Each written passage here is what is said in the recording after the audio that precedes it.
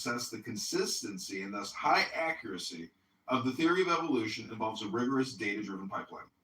This leverages machine learning, statistical modeling, simulations, and probabilistic inference.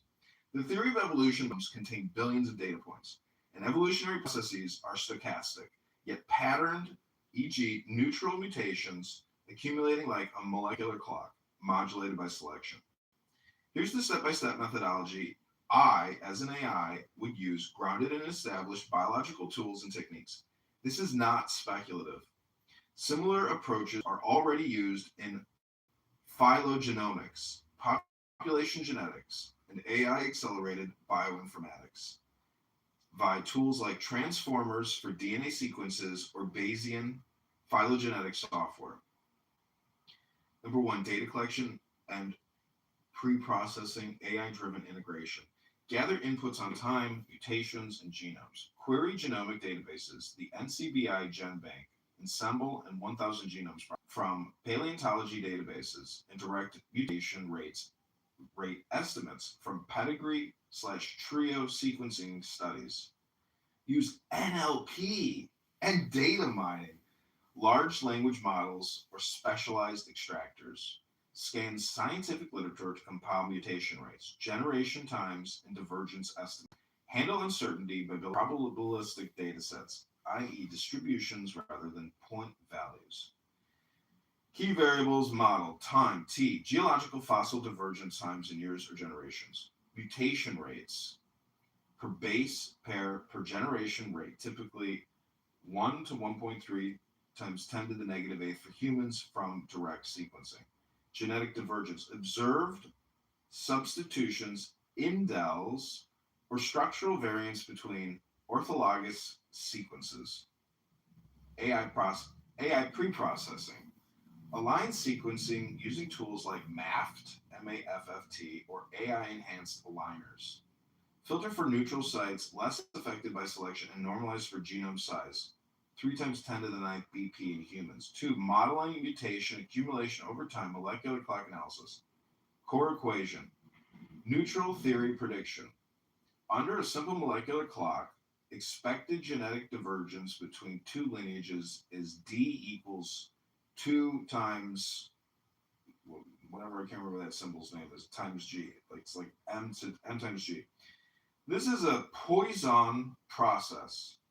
Mutations occur randomly at rate M per generation, or it's like macro or something, rate macro per generation. Poisson. AI enhancements, train regression or neural network models, Gaussian process regression or LSTM, divided by transformer-based time series models to correlate observed D from genome alignments with calibrated T across hundreds of species pairs. Account for rate heterogeneity. Use relaxed clock models by Beast software, accelerated by AI optimization. Oh, wow, Beast software, where M varies by lineage, gene, or time due to generation time changes or environmental factors. Incorporate selection. Use machine learning, deep learning models like those in alpha mesency to predict deleterious versus neutral mutations. Then focus analysis on neutral sites for clock-like behavior.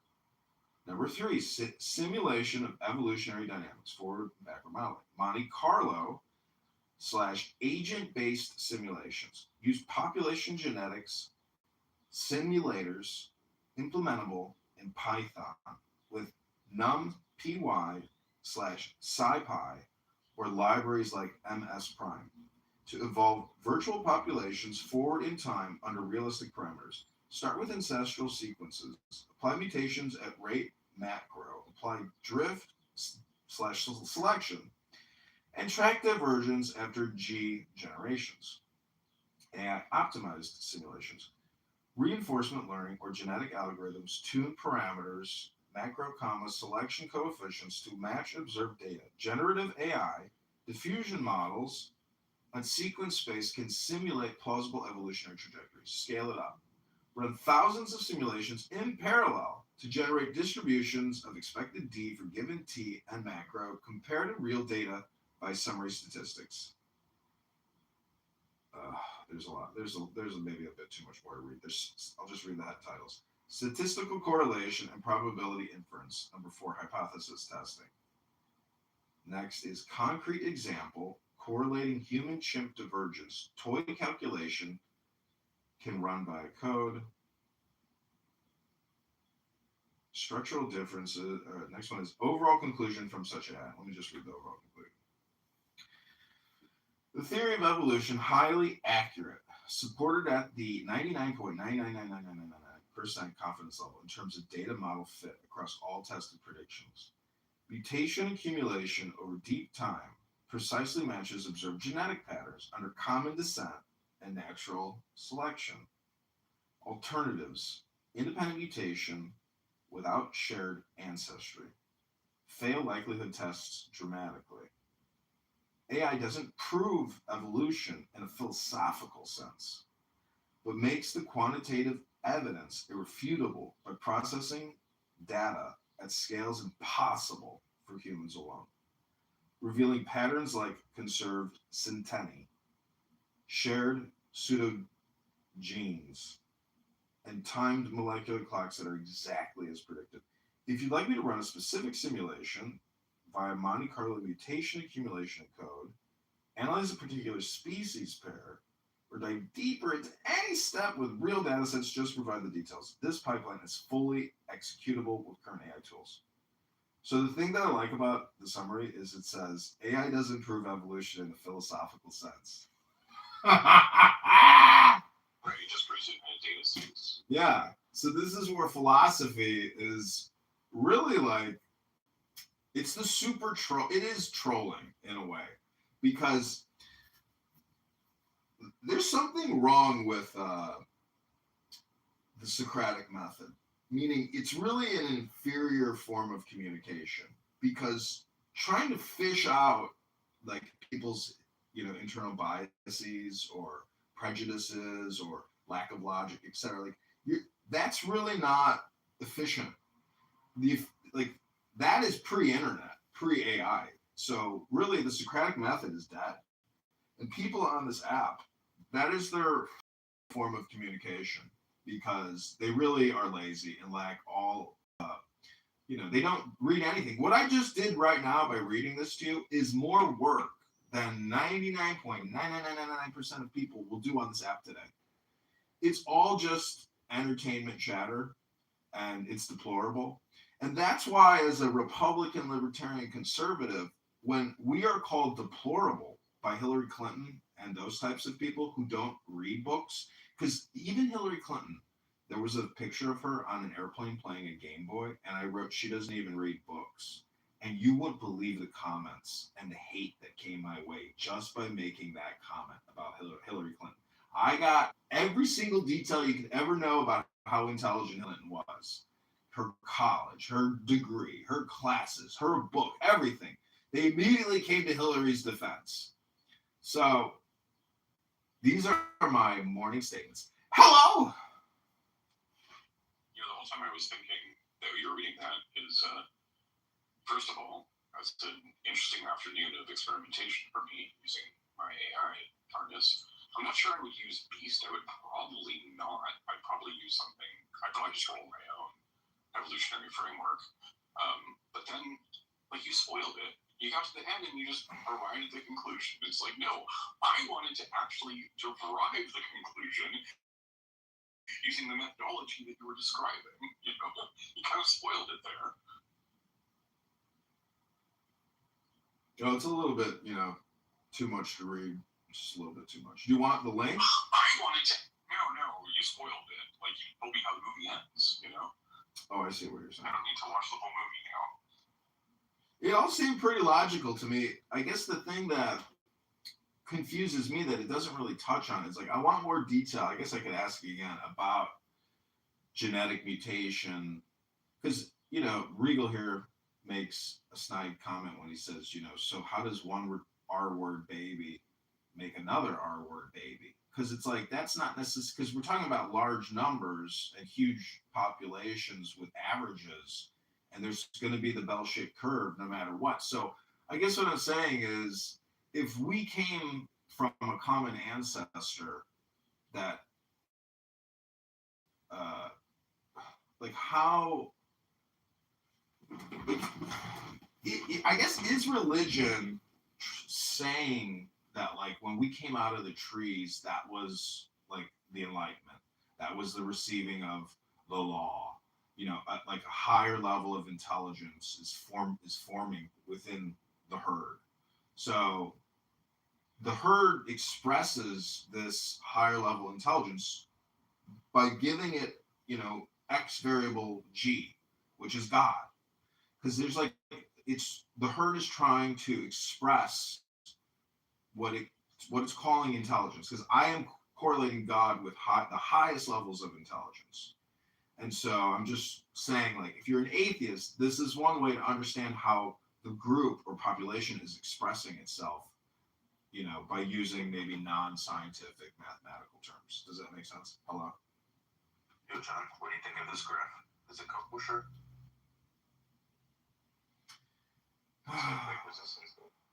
I don't know, man. Charting, I think we've talked. I think haven't you and I talked about charting and how it's kind of ridiculous in a way. I don't think we did the charting.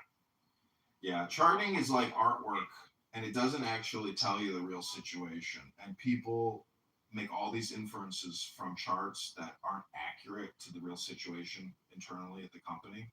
And so it can trick you. Charts are a great way of getting you to make false assumptions and take action just based off of a picture, which is not dynamic. It's static in its time frame. So a chart picture, by definition, is already inaccurate from the consumer's perspective of trying to make an informed decision, if that makes any sense. You're already behind the time curve when you're looking at a chart.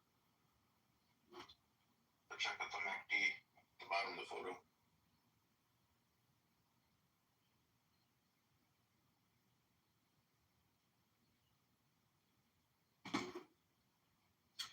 But this is an open discussion. T, let me ask you something about like emotional intelligence. Do you think that like you are your own worst enemy? Because to me, you're highly reactive and extremely emotional. Now you might get offended even at that statement, but what I'm trying to get at is that the brain is fully automated to respond emotionally, whether you like it or not. But in my opinion, if you read, Marcus Aurelius or other books on wisdom, it kind of helps develop your personality a little bit to where you're maybe not an emotionally reactive person. You're not highly annoyed by other highly annoying people. Because I think that is the big understanding and takeaway from all these books. I think the Bible deals with emotional intelligence because, it takes intelligence to consume that book, to read it, to focus, to concentrate on it. So it's all about personality development, self-development. And I'm just wondering if you think perhaps, your personality could use some fine tuning. No, not at all. And yeah, Rabbi, I was definitely looking at that moving average conversions divergence. I was seeing the momentum change, and I'm wondering, I don't think that looks like a shift towards resistance. I think that looks like, support bottoming out there. So I'm not sure where I would go with that. Interesting. Well, I saw the candle, and I saw that that's where pretty much where the bears kind of lost or something. The guys are trying to short it. Then I'm seeing the momentum, the different MACDs, and I see I changed the dates on them on one of them, and one is starting to converge, and the other one is starting to get close to the other one before the conversion. Yeah, I mean, I think that you might see a small. You might see a small swing upward towards 1320, 1330, because that's where resistance has been historically in the past couple of days. But the breakthrough on support underneath 12 is the really concerning signal there. I think what you'll see that MACD is signaling that we're going to see a turnaround back to 13. And then if we go back to 12, we could go below 12. And that's what I'm seeing.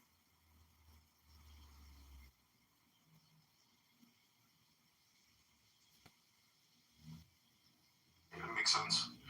This is one of these, one of them that I track. I track the CRML, and then I jump into the double leverage, right when it looks like it's turning around.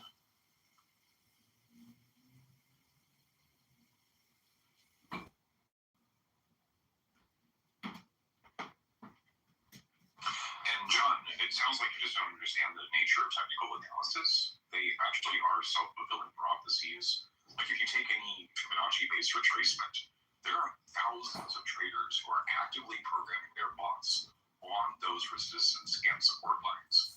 And so if the bots actually do trigger on those support and resistance lines, the money actually does turn around at those price points. Yeah, that makes sense. I'm not a programmer and I'm a dumb person, so I just base everything off of intuition. And, be great if I had a better education and my brain wasn't so R-worded out. If there was just only more time and patience, perhaps I could have become smart enough to have figured out how to fully automate trading and, become a hedge fund manager and live my best life. It's very sad that I have to come here and listen to R-word conversations by R-word people all day and record them and put them on YouTube because I can't figure out how to actually create automation in my life. And this is like my failed attempt at trying to be intelligent. But unfortunately, all I've done is like created ill will towards myself. And, I fully believe in personal responsibility and, essentially accepting whatever consequences there might be for recording people wasting all their time all day long, espousing their political propaganda and their hate for Kennedy. But I don't know. Maybe it's not a me problem at the end of the day. Maybe it's like a societal problem, but yet I was still raised like in a caste system to continue to put down the indigenous and immigrant communities in this country. I don't know. Is it my conditioning or is it a me problem? Is it the environment? How would you analyze John Kitover T? I'm just not in the business doing such things. Watch a meme, a soundbite on Twitter or something, and they think, I think I got this thing. I got it. I think I understand it. It's like, I don't go into a physics room and do that. I go in there and I just listen. You see what I'm saying? Like, and if I have a question, I ask it, and I, I trust if someone says that they're informed on this thing, that, they're probably... See, this is the thing about anon mode that, like, you're not really seeing from, like, a psychological perspective. You can literally, it's like being behind the glass mirror and watching people on a stage do their thing, which is, like, their pure personality, their pure character, or lack thereof. And the wild, bad takes, and the actually homicidal fascism within each liberal intellectual. Generally, they are elite gay intellectual liberal Democrats, that we can observe here on this app. And to me, I would just, now that I really know just how horrible people are, when I look at politicians who we supposedly elect and represent us, I know that within them, they are the same shitty people that we witness here on Clubhouse. And that's, to me, why I'm fighting back and, risking it all and putting my good name out there to fight what I consider clown world. And, yeah, honk, honk, welcome to clown world, where everything is upside down. There's no such thing as fiscal responsibility. Exactly. That's all it is. Honk, honks, and hellos. That's it. Highly emotional, highly reactive, fully automated, elite, liberal, gay Democrat brains. I give you Ben. Preferred 1.3 plus or minus 0.1 bar with a flow rate of 200 to 230 milliliters per minute. Isn't it interesting how people give, the 230 milliliters? It's like, from the listener's perspective, what does the actual numbers of these measurements really do for us here on this app right now? I think people are primarily talking just to get the dopamine response. And the problem is, from the listener perspective, we want someone who gives us the dopamine as a listener, but informs us. It fills our brain with new things. Like I read to you about evolutionary genetics today, and there were English terms in there that I had never heard before. That was essentially me creating a new neural network in my brain to make me smarter. But that's not what people on this app are doing. Exactly. It's all hellos and honks. Now we go back to Dr. James. Back in the day, in the early 90s, late 80s, popularized in the West Coast, Los Angeles, by way of some UK ravers, was putting your MDMA up the bum. MDMA up the... Why? MDMA up the bum is probably a topic you'd be interested in, Sam. No, not really. I rather talk about, you have your moments of, honesty. It's fascinating. I don't know. Sometimes it's like, maybe you should write a book. Dude, I live... Joanna and I are actually publishing a book, but it's not about the book. It's really about the live experience. People don't understand that, I'm live on YouTube every time you hear my voice. There's no way that I would be creating sounds with my body unless I was recording it. It would be pointless for me to be speaking without recording it. It would just be like me in a black hole talking to myself. What would be the point of that? Hello? I mean, what is the point? Nobody's going to ever watch that. I know nobody's, even if nobody watches it, what's the downside then of even doing it? You see what I'm saying? There's no reason not to do it. Hello? You're wasting electricity and... Wasting electricity! Well, that's my point. You could be doing the experiment that the AI directed you towards, and instead you're doing the Clubhouse thing, right? What do you mean, do the experiment with AI? I'm not going to do what that fucking prompt was talking about. Why not? Because it was just an intellectual curiosity about genetic mutation and what I learned in fucking high school AP biology. Wasn't that your exact complaint? Was that most people on Clubhouse aren't going to do the work? They're not going to put in the effort. My work was reading it.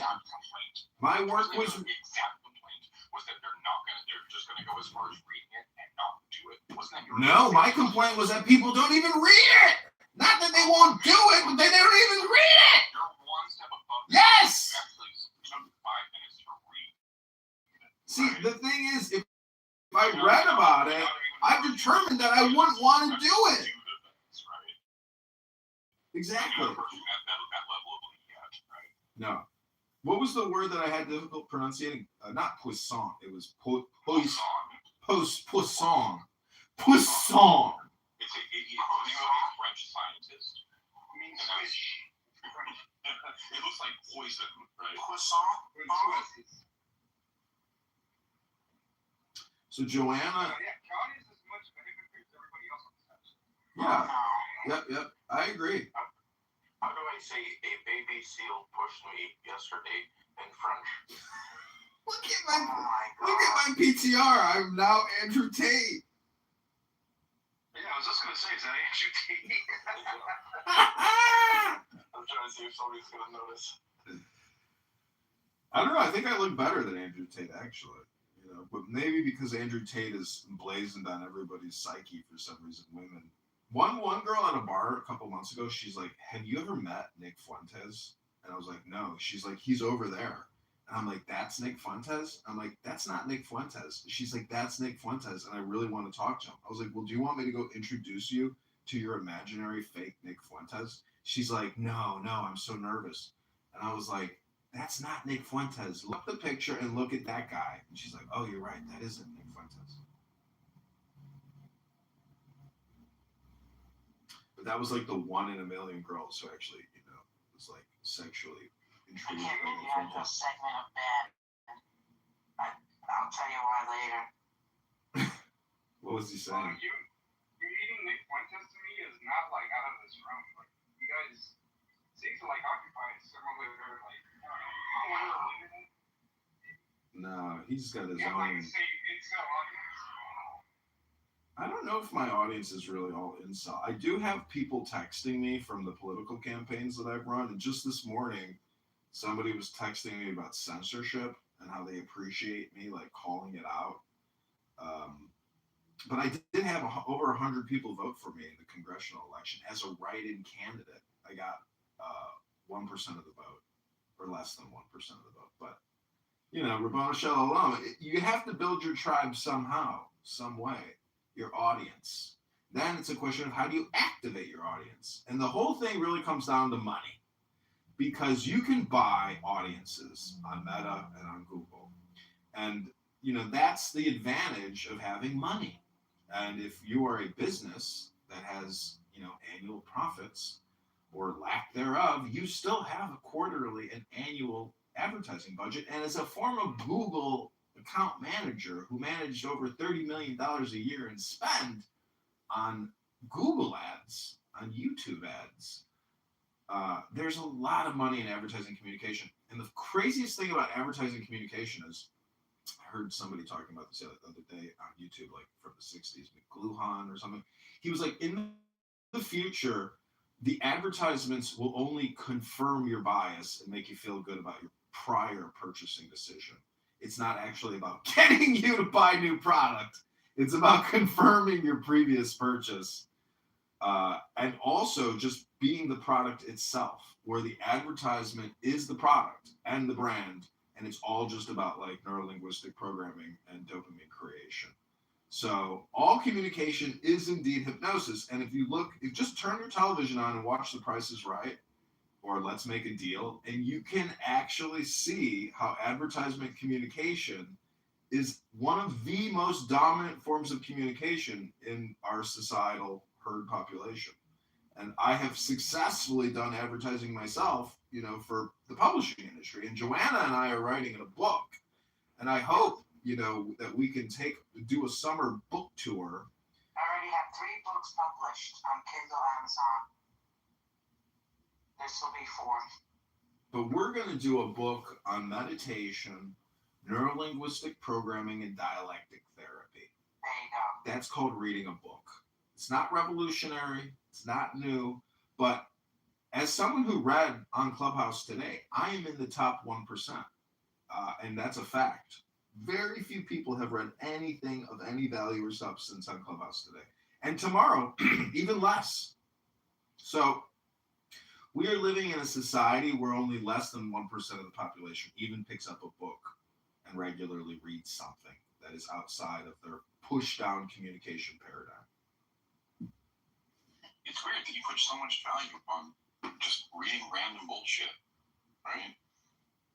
Like that's somehow valuable. Like you just pick up a book and read it. That's actually valuable. It's valuable in comparison to listening to woke, liberal, elitist homosexuals on this app. Let's put it that way. Or elite black homosexual intellectual Democrats. You see what I'm saying? Hello? Well, see, it's just my opinion. It's not a fact what I'm saying. I mean, you know the difference between opinions and facts, right? No, I never learned that in school. See, the secret about learning what the differences between facts and opinions are is that there's actually no such thing as a fact. There's only opinions. Hello?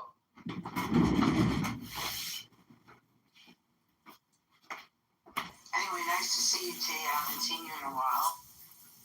Good to see you, Joanna. Thank you. I love you. And isn't it like good to read, even if it's not like anything important? The act of reading, isn't that like good for you, for your brain cells?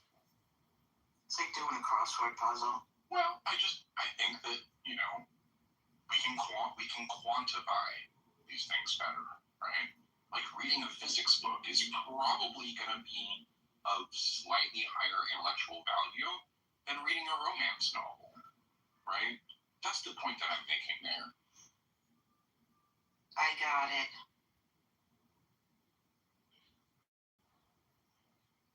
It's better than reading smut. How often do you get to use the word smut? Not often enough, it's not often enough. Thank you. That's funny. I think it's an outdated word. You have to be over 40 to even have heard of it. Maybe.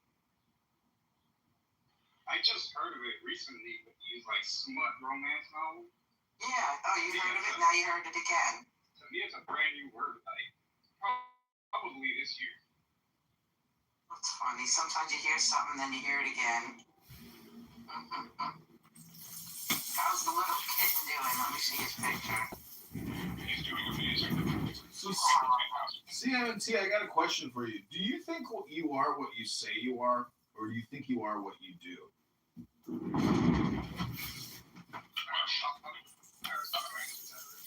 Yeah, I think you are what you do. Like, for example, I'm a programmer. And the reason that I say that is I can point you at my GitHub, right?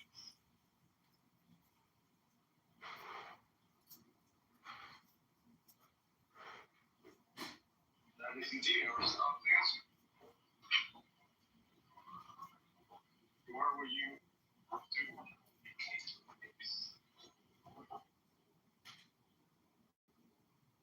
You're a lot of other things too, like you're a writer, and I don't know what the website would be considered, but yeah, I guess you're a writer of the story that's on a website. So it's Which one? Horizon City is interactive with the reader. I'm sorry, I have so many websites at this point. Yes, this week I published 14 white papers on host language semantics, and gosh, I mean the topics were really fucking deep, like really like deep topics. I'm really excited about the work that's being done. So I was thinking like, oh, were you talking about Nefarious Plan? Because that's where I've been publishing recently.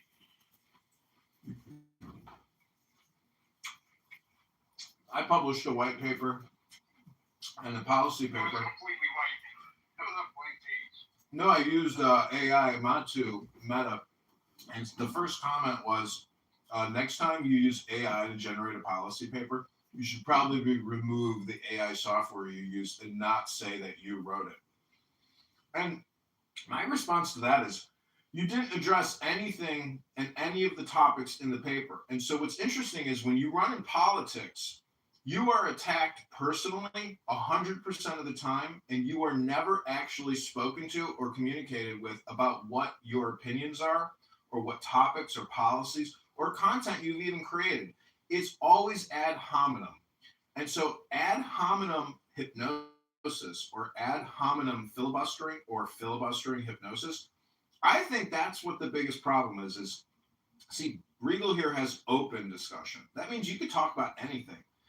But the problem with focus and concentration is it's a filibuster against priorities. And that's my biggest complaint against the elite liberal, homosexual, Democrat liberals, is that it's always focus manipulation, concentration manipulation. And that's what I really hate the most, is because part of intelligence is prioritization. Wouldn't you agree? Hello?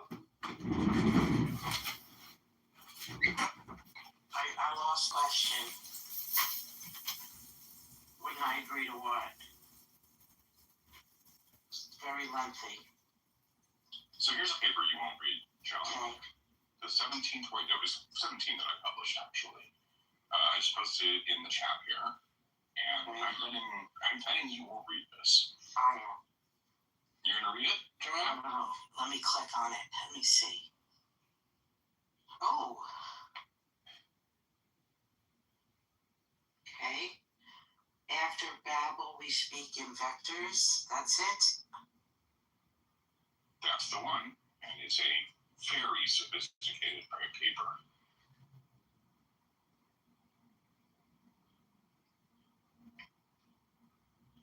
What it effectively argues is that I have developed a universal language for programming, such that all languages can be translated to and from it.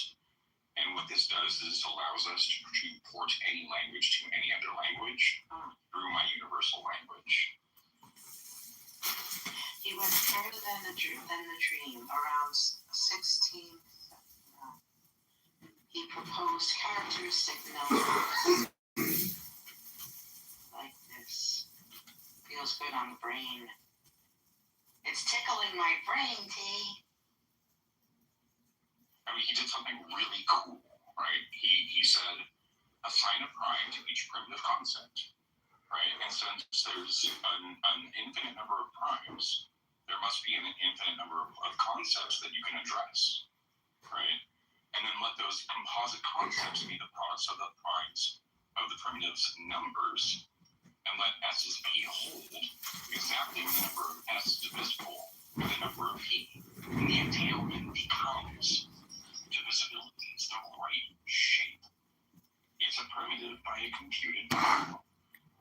And that's identity is the primitive by computed value, and that's what my entire software pipeline runs on. Is it runs on content identities that close over the values and compress them down into a bounded space where you can address them as vectors. And so all programming languages become addresses in vector space. And they all point at the same vector, they point at the same address when they mean the same thing, right? So an if statement in Java is an if statement in C, is an if statement in, C#, is an if statement in C++, is an if statement in Python. They all point at the same vector address in my scheme. Cool.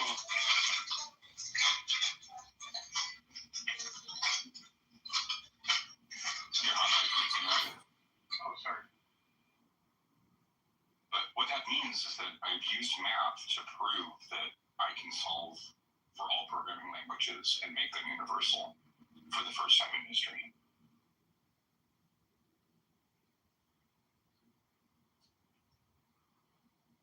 Wait, you can prove it or AI can prove it? I proved it using the math. It's right there on the paper. So would you allow me to submit your paper to Grok AI for analysis on? Yeah, please do. All 17 of them, right? Well, let me get a link. That's your link there. Let me do this for you. See what Grok. Because Yeah, the cool thing. And then there's I went to the 17th paper. The 17th paper builds on 13th and 14th. So the math is introduced and then generalized in the 17th paper. Have you run it through AI? Yeah, AI is quite shocked at what it is that I'm actually doing here, and that I have the receipts for it. Like, it's not just, like, writing the paper is one thing, having the code base that actually does it is quite another, and that's what this code base is. Well, what I'm going to do is just ask for contradictions, contrarian statements, and what is this missing? Tell it to prove that the math is broken, right?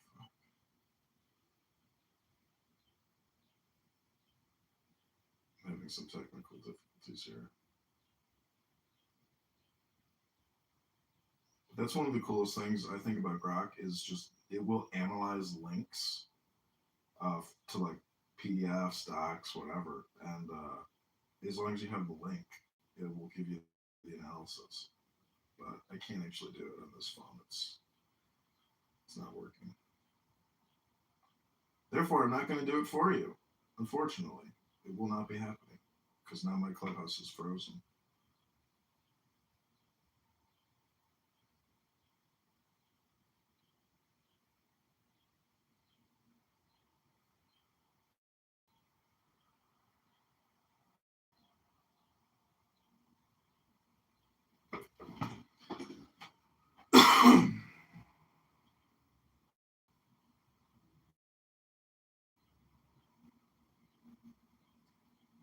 And so the reason that I stand by this paper is backed by. It's one thing to say it in prose. It's quite another to show it language after language, time after time, receipt after receipt, over and over and over again in code, demonstrated right there in the repo. And so that's what that repo is.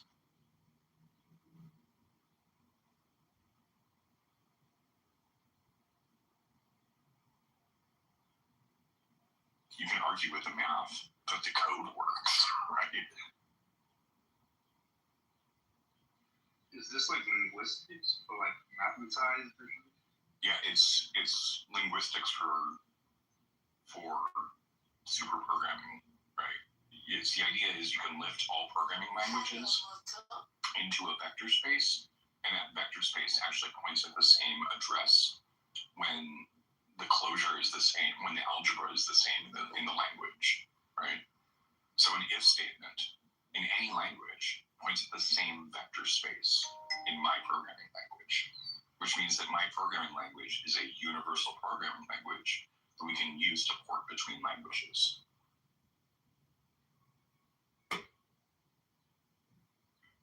Isn't that more or less how AIs work? Like LLMs, they kind of like embed language in a vector space. That's exactly right. And the insight came from how AIs work. But what I do is I'm not using a probabilistic model. I'm using solvers. I'm using, there's not a single random number in the entire fucking project. Every single thing is based on this idea that determinism is king.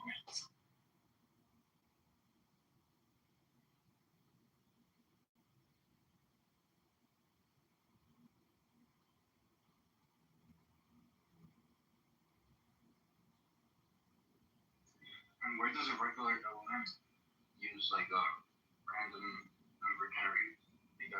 Isn't it just being embedded in the vector space, like each word, No. like a norm? Every time you do an inference, you're passing in a seed, which is seeding the random number generator, and then your temperature is doing a selection. So usually your temperature is like, pretty high, right? So you're only going to take like, the top 1% of available options. But even the top 1% of available options is still a plurality. And so that's where the random number generator comes in. And so the temperature is just going to like lower the selection towards the most high. And that's why if you lower the temperature all the way to 0, you'll get a deterministic output, right? But if you lower the temperature, what you're doing is you're saying we can allow some randomness in each selection, right? And then each random selection in turn leads to a completely new inference on each token because of the way that it works. So each seed and temperature pair is a random walk through the LLM. And so that's why you get a different response from the LLM every time, is behind the scenes they're passing in a different seed every time, and it's seeding the random number generator that's doing the selection.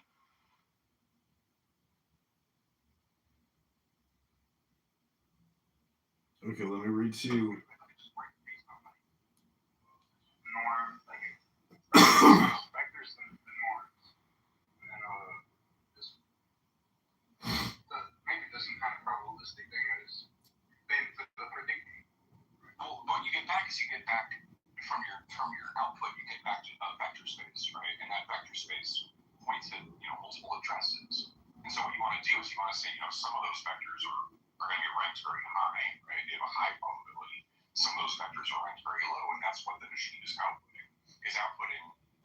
99% on this vector, 64% on this vector, 32% on that vector. And so, with a high temperature, we're just going to go with a 99 every time, right?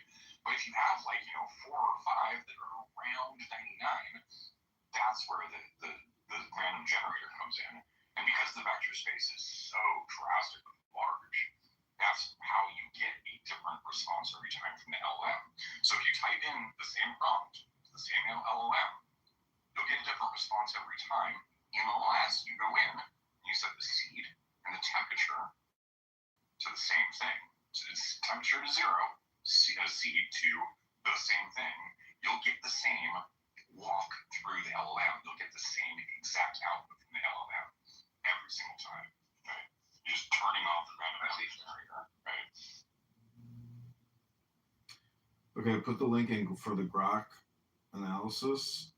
These are there's further insight and then contrary opinions and context. It says skeptics of universal semantics. Many in PL theory argue semantics are relative to models and institutions.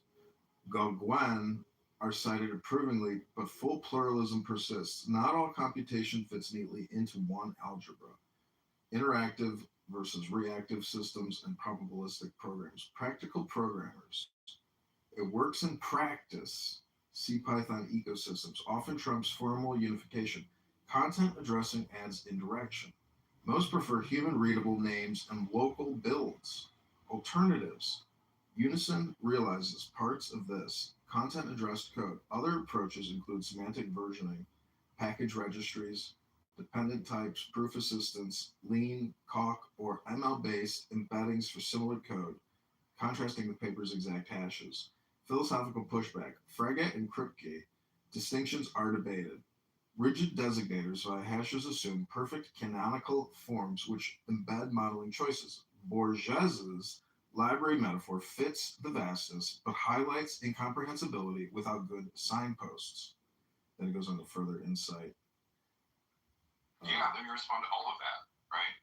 So first of all, yes, that's correct, and that's why we allowed the algebra to float, because if not zero and if are in fact different forms, and so they cannot be unified, right? And that's just like a consequence of the form, and so that addresses the first thing is not all of them fit in the same algebra. Correct. They all fit in the same universal space of different algebras, right? And then what was the second thing you said was that they, we prefer human canonicalization. That's the whole point of the ORM, of the ORP rather, the Object Realizer Protocol, is to drop from vector space back down into human language space, right? And so that's the whole point, is not to actually write code in vector space, but to translate code through vector space. And as far as oh gosh, what was that last one that you cited? That was actually an important one. I agree. And what we are doing is we're pinning the actual model. We're saying these are all of the assumptions. These are all of, we have the order in terms of arity. We have the terms in terms of the algebra. We have the contracts in terms of first order logic. And we have the strict ordering over all of them in terms of the bridging, right? The linker, right? And so that really does capture everything that a programming language might want to express. All programming languages are universal in this way and can be formalized in this way. And so I agree with everything it's saying, and I'm just going to bite the bullet on all of those, right?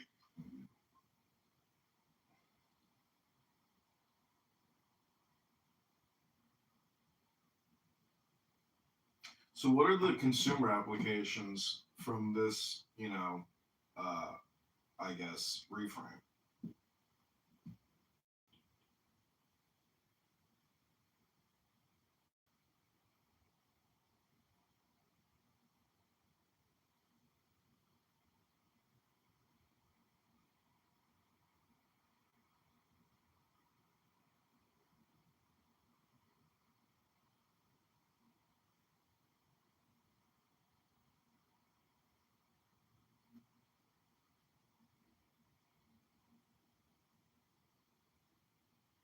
Yeah, the frictionless cross-language reuse, automatic LSP enforcement at ecosystem scale, content distribution as first-class artifacts, and reduced dependency hell is actually just saying like an end to supply chain attacks in general, right? Because and what's more is it's eliminating the need for standardization, because standardization now travels as a proof with the object, right? The code can sign for the compiler that built it. The compiler that built the code can sign for the CPU architecture. The CPU architecture can sign for the physics paper that it's based on, and the physics paper that it's based on can sign for the quantum mechanics that allowed the physics to exist, right?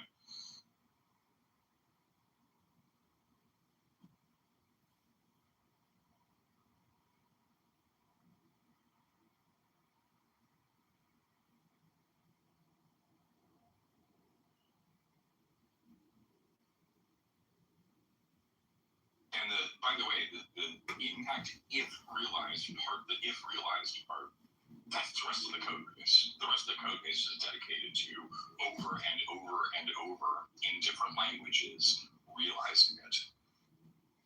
So it makes you talking about hashtags, or is that like some type of other reference to something else?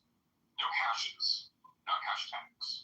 Hashes are the content addressable vector space that I'm working in. The hashes. So, well, I was going to talk about how Elon Musk hates hashtags, but I honestly, Different thing. I get it. But the thing about hashtags is there was this one like multi-billion-dollar startup. It was called, damn, can't remember it anymore. But it was like the first like large hashtag website. Um, and so all I'm trying to say is Elon Musk hates hashtags because basically you can use hashtags like in a subversive way. For like Adrian Dittman is his pen name, and so if you use the Adrian Dittman hashtag, like you can ascribe or assign content which is not flattering to Adrian Dittman. So I'm just saying that there are people that want to get rid of like secondary communication like paradigms or ways to communicate in order to shut down dissent or criticism. And it's amazing how you can actually like emotionally impact the biggest oligarch or billionaire on the planet, Elon Musk. And you can actually listen to him literally on Clubhouse, meaning that he's on X Spaces every Friday, Saturday night, talking underneath Adrian Dittman. And if I challenge you to listen to Adrian Dittman on X, because when you listen to him, you'll realize, oh my God, this is the richest man on the planet, and he sounds like your average, everyday Clubhouse user schmuck. How is this guy worth 800 billion leading Tesla, SpaceX, XAI, like as the CEO? See, a CEO today is really not like what a former CEO was like in the hierarchy structure. Now you have all these doctors and executives and consult like it's a huge smorgasbord of an organization, so big and vast. It's really in the same way that you exist in conjunction, to your federal, state, and local government and all the corporations. It's micro, macro, but when you have 800,000 employees, that is literally like its own country in a way. It's a very unique herd of individuals working towards, quarterly revenue growth and achieving, core responsibilities and operations. Anyway, so, anyways, I only brought it up because of the word hash, and there's other things that the word hash is associated with, not just software and development. And, if you're a doctor of science, and you are a computer software engineer, and you understand all this complex coding language, well, I want to see some breakthroughs. I used AI this morning as a layman to look up topic materials that I have no interest in. But T here, amazing. This is how the universe works: is it connects you with what you're actually looking for randomly. But it's not necessary. I don't think it's random. I think it's not just mere coincidence. But T, what do you think about that? That like, how did you walk into? Well, you were. It's really because Regal had the title about mutation and genetic evolution, or just evolution versus God, or something like that. But Yeah, I mean, I know recalls, right? no, I get it. But I'm saying, don't you find it interesting that this is like what your white paper? Oh no, it actually has nothing to do with your white paper. You're a fucking software developer, right?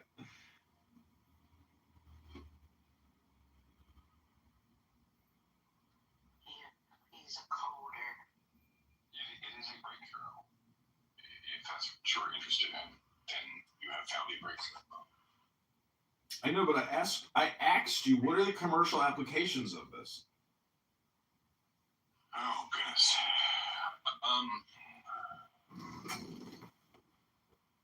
Software correctness as a industry is a huge deal, right? For the first thing that comes to mind is simply being able to audit software and prove that it doesn't have bugs in it in a completely automated way without using AI. And the way that it does that is using by porting the code into a language space that can be analyzed by any solver. And then once we've done that, we can just charge to certify, right? But then that brings up like the next level above that is become a certification house. And so like I'm becoming a one-man certification team, just in my bedroom, right? And the reason I'm able to do that is I'm able to just publishing signed witnesses of entire scopes of language libraries, like C++ or the C standard library, right? And say, look, this is my one-man audit of it, right? And so being able to, literally take apart any software, find any bugs in it, exploit them in a completely automated fashion, red hat engineering, red teams and blue teams would be the next obvious thing that I could go into. Supply chain automation would be another one that you could very easily make a lot of money in. Any one of these things are the type of thing that anybody could download the repo and build a business around right now. So do you think you could compress that into one sentence? And what would you name the company?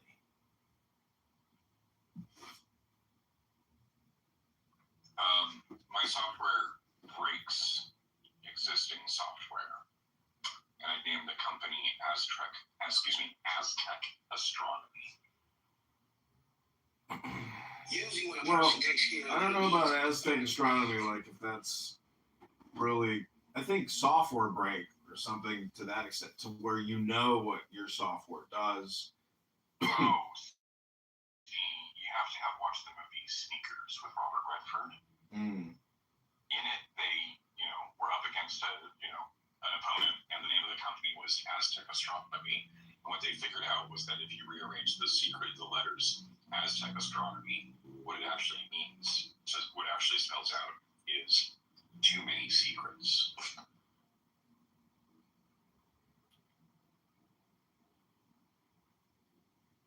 Wait, where's the secret?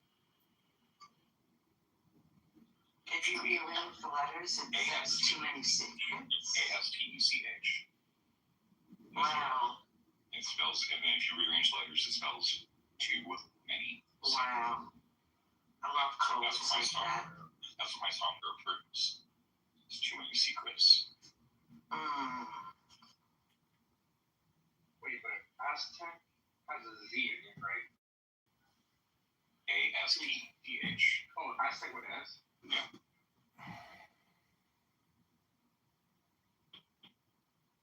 That is cool stuff.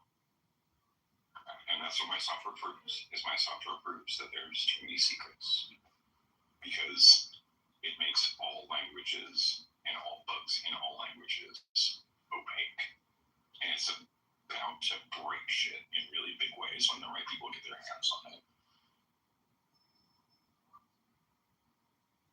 I mean, is it fair to say that it's like a hacker software? Oh yeah, it's more than a hacker software. It's like the nuclear weapon of hacker software.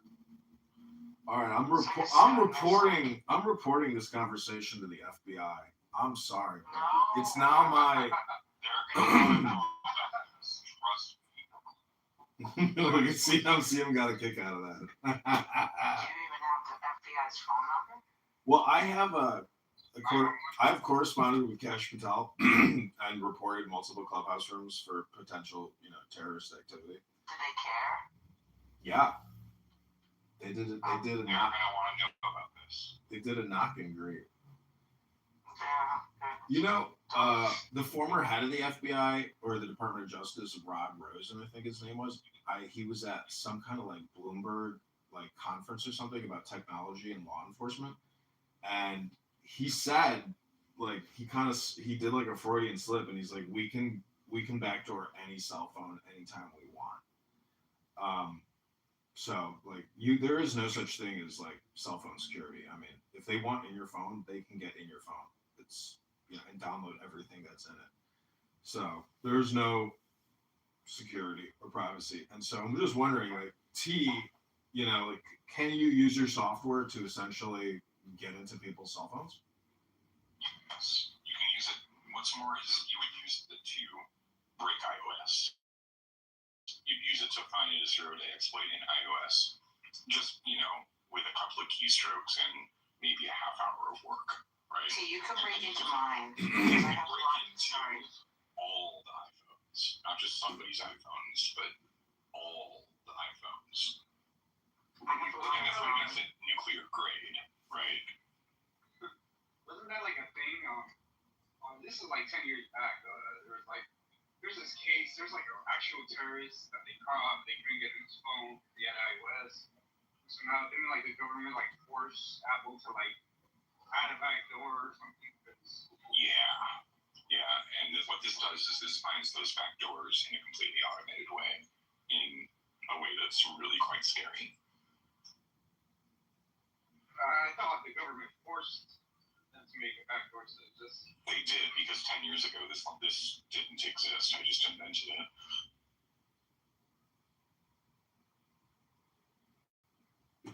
Well, I'm not talking about finding back doors. I'm saying like they already Apple had to add a back door in case the government like forced. Because they couldn't find one, right? Yeah, they couldn't. Exactly. Yeah. But I thought Apple built them. They did.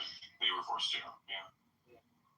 No, this found. I pointed this at the Linux kernel. It found 14 different root exploits right off the bat. All that's required is local access. I'm sure John is very interested in breaking into games, right? No, I mean, I'm thinking like, I'm always thinking about how would you package this and sell this as like a SaaS to consumers or something, or to, law enforcement, or the government. And, the truth is these types of hacks are already out there and lots of companies are making lots of money doing it.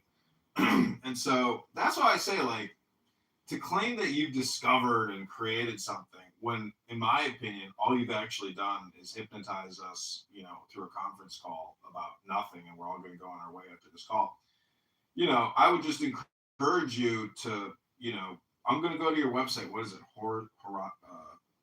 Horizon City. Is there anything about your research or anything that I can? No, that's just my fiction. I already linked you to the actual research.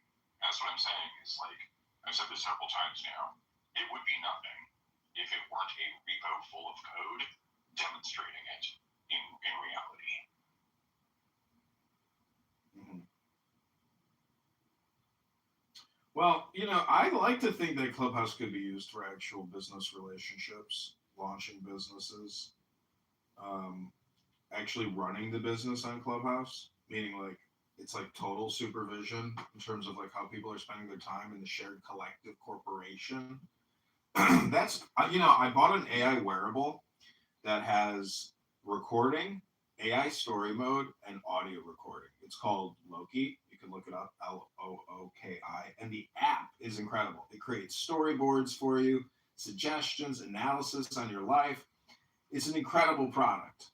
And it costs over $200. And it's I would consider it one of the coolest gadgets in my arsenal of gadgets. And so I'm just saying, like, I don't have much faith that people will ever use Clubhouse productively, whether that's education or, business management. But technically, I said to somebody yesterday that in the future, everybody will wear an AI wearable. And technically, what the police are wearing with these body cams, I think eventually society will actually require everyone to wear a body cam.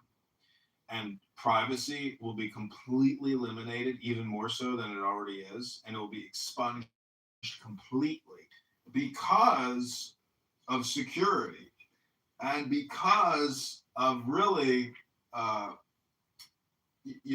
what's coming down the line. And, have you seen Minority Report? Yeah. There you go. That's just dystopia. It's not dystopia. It'll be total credibility in how people are spending their time. Because Clubhouse proves from an observational perspective that people are wasting all their time. All the time. I want the freedom to waste time right now. Well, actually, have you seen George Lucas's film THX 1138? No. I know of it. I think I watched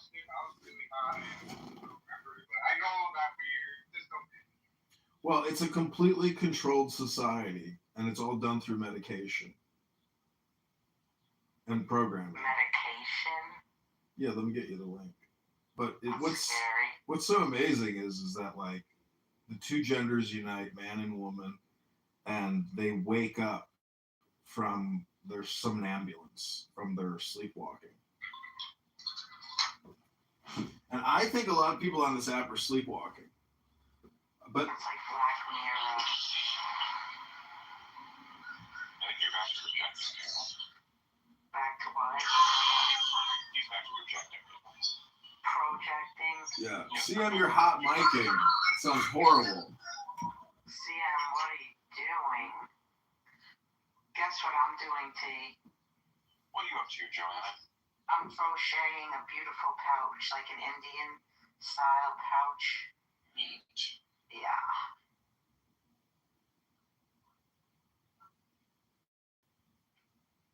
Hey, I got your last chick, gas tank. Alright.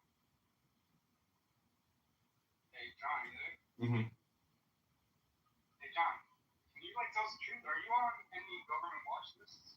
Like, can you board airplane? I don't know. I haven't flown in a while, but last time I flew, I've never had problems. What? See, the thing is, I'm based on people's activities here on this app. I know I've been reported multiple times to local police. I could have told you that. Yeah, to local police and FBI, but no one has ever knocked, never received a letter, never received any kind of communication. And so I think that, when people look me up and they see all my videos, it's really no different than what AOC is doing or what Mamdani is doing. All these people do is create videos all day long. And so if you look me up and you watch any of my videos, and let's say you see yourself on my video, and then so from the law the law enforcement perspective, when they do their research on me, and let's say they spend 20 minutes, 3 hours, or 100 hours watching my videos, they will see that I'm really just like in a recording studio. And, I'm not actually a violent person. I'm not a psychotic person. I'm not a neurotic person. I'm not a schizophrenic person. I'm not an illogical person. I'm not even, in my opinion, a mean person. I think I'm a hypocritical person, and I think I like to mock people, but that's not against the law. And so when it comes to mockery, I like mocking people. And when it comes to the First Amendment and freedom of speech, it's pretty interesting. I should just ask Grok, like, what are the actual words and sentences that are so controversial you can't say them, and therefore this is what the First Amendment is actually referring to when it's talking about protecting speech? Like, what are the actual specifics? Like, what is the context of those specifics? So it becomes so complicated to try to figure out freedom of speech that when you try to exercise freedom of speech, that's why I asked you earlier, are you what you say you are, or are you what you do? Because by recording what I'm doing, I'm actually creating like records. And I just find it so amazing that I have the ability to make like unlimited recordings and live stream it and store it at no cost to myself.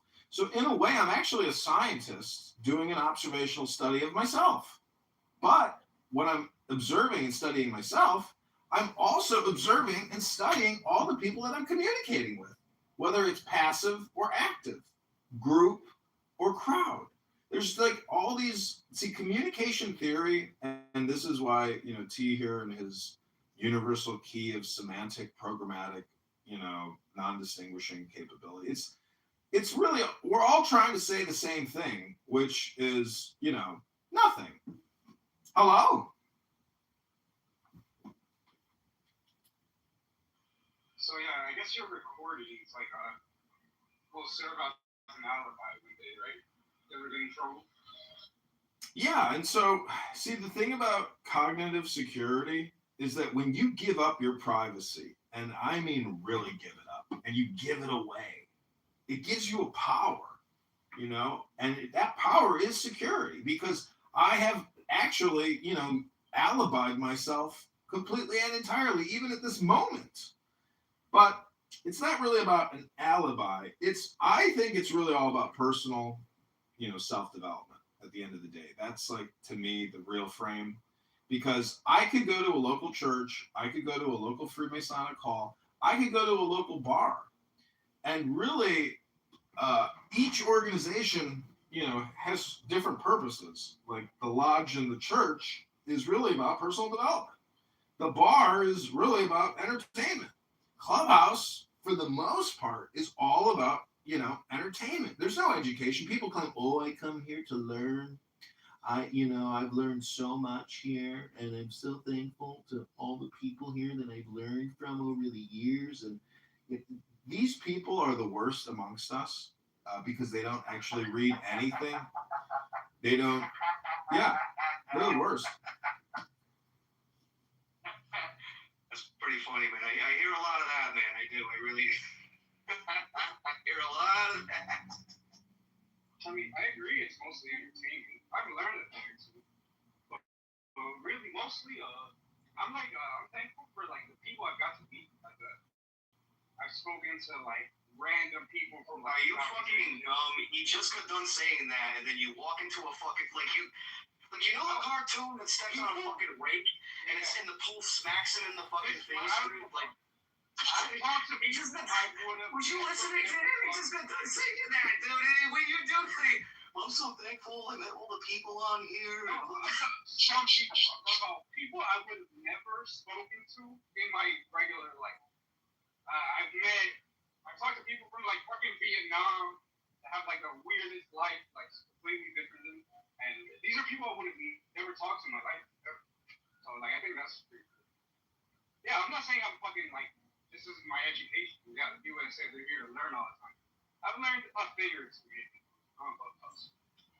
Besides that, it's mostly entertainment and then a little bit of meeting some interesting people you would have never met otherwise. Well, I've like created a lot of websites that have made, small amount of money, not a lot of money. It's really just a question of like experience, objectives, what do you really want to achieve? But this app is like a casino. If you go to a casino and you sit down in front of a slot machine, it costs you money to get the dopamine creation from that machine. It's just your cell phone blown up in front of you. It's a big screen, and you're putting money in. Logically, you're not going to get a positive ROI. You're going to get a negative ROI on every dollar you put in. You know that. Everybody knows that, but yet they still sit there and play a video game and lose hundreds of dollars because that software and the lighting and everything works in unison to essentially manipulate you and hypnotize you to keep reaching in your pocket for another $100 bill. And so Clubhouse is technically the same thing as a casino slot machine. And thus, you have to really realize that it is a form of hypnosis and manipulation, but it's not costing you anything. And that's the big... You put in time instead of money. Exactly. But philosophically, the one thing to really understand is that time is just a concept. And so it's what really is your opportunity cost or your choice. This app restricts your other choices of things to do. Like right now, I could be outside working in the garden. I could be at the gym working out. I could be in my living room reading a book. I could be downstairs doing this. I could be at the grocery store. There's so many things to do and choose to do other than to come here to engage in a communication. And that's why I say books are really the software programs of your life. And you can use this app to project those books. And the dialectic experience, the dialectic therapy, the dialectic intelligence that comes from retransmitting a book into the interwebs is an experience that most people have never had. I try to do it every day. And last night, I heard one man on this app reading from the Vedas or some kind of Hindu spiritual book. And I was like, oh, one man reading a book at midnight by himself. No one on the stage, no one even listening but me. And I said, well done, good job. Like, it's boring work reading a book by yourself, but the experience is actually very joyful. And the next day, you don't even think about or really remember what you read, but it's still there sitting in your subconscious. And if you recorded the experience, it's like confirmation that it's inside of you now. And that's the cool thing about reading is it's still sitting there inside of your personality after you consume it because the brain had to actually create the neuron tubes in your fucking brain to do the comprehension work of what you're reading. So I just like recording it because I can go back and listen to it and relive the dopamine experience. And so I told, I think, what's his name, Mikhail here, just read a book for 2 hours and then come back to Clubhouse and play your audiobook of you reading a book for 2 hours. I'll listen to that. But I don't want to listen to you every day going on and on and on and on and on. No syllabus, no guide. Like there's no summary. There's nothing. It's a horrible experience from the user perspective of listening to a cynic Mikhail for 8 hours. You see what I'm saying? It's so scrambled that as the user, you don't really get anything from that person. So that's why an audiobook is of incredible value to information, intelligence exchange, comprehension, etc. There's a 24/7 like Ron readings on it. So I'm wondering at this point if you ever have anything original to say, John, or if it's just you constantly on loop for advertising your inferiority complex on YouTube. I know, yeah, I didn't agree with folks. And just saying blind reading, like this is what it's earlier. Like you can read a smut novel. Does nothing. Well, he doesn't even do it. Like, he had something to read earlier. He had his AI summarize it for him, and didn't understand a word it said. Shrugged his shoulders and went back to self-aggrandizing. Right? It's the most silliest thing I've ever seen. That's why it's so funny. It's so silly. Yeah, it is. You do say kind of funny stuff every now and then. One little interesting thing. But if they do listen to you long enough, it starts pulling you a loop. Have you noticed that? Yeah, I agree with you. And that's why I like to read books. Because, I find, I just infinitely loop about reading books, but I'm not reading the books. So, you ever notice that? How you actually don't read any books on here, but you just infinitely loop yourself, but never stop infinitely looping by reading a book? I'm too busy writing them. Yeah.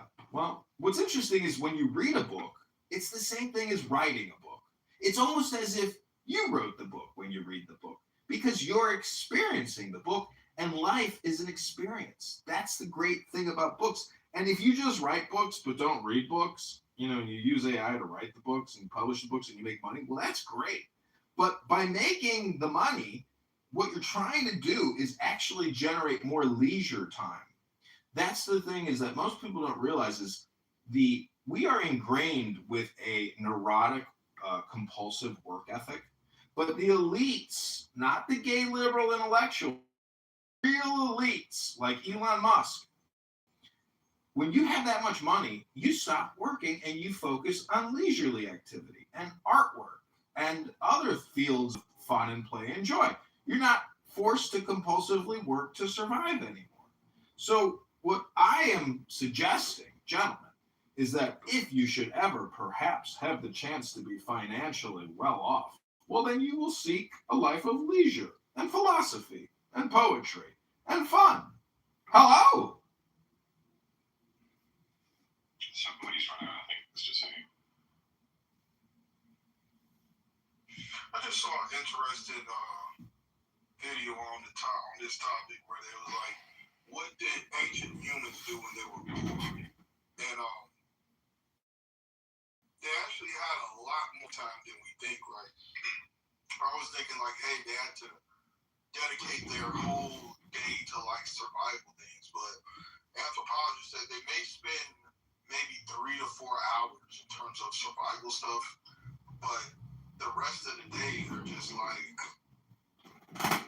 doodling on rocks and stuff like that. It's kind of interesting.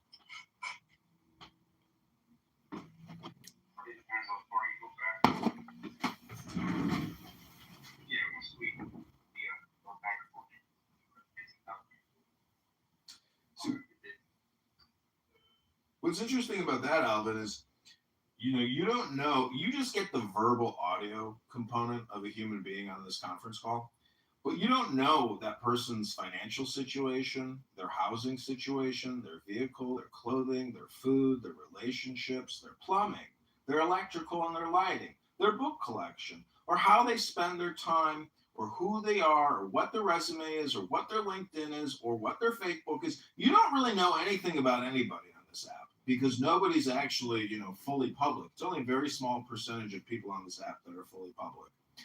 And even if you're fully public, if you don't have anything published or posted, well, then you can't really express yourself and tell people who you are.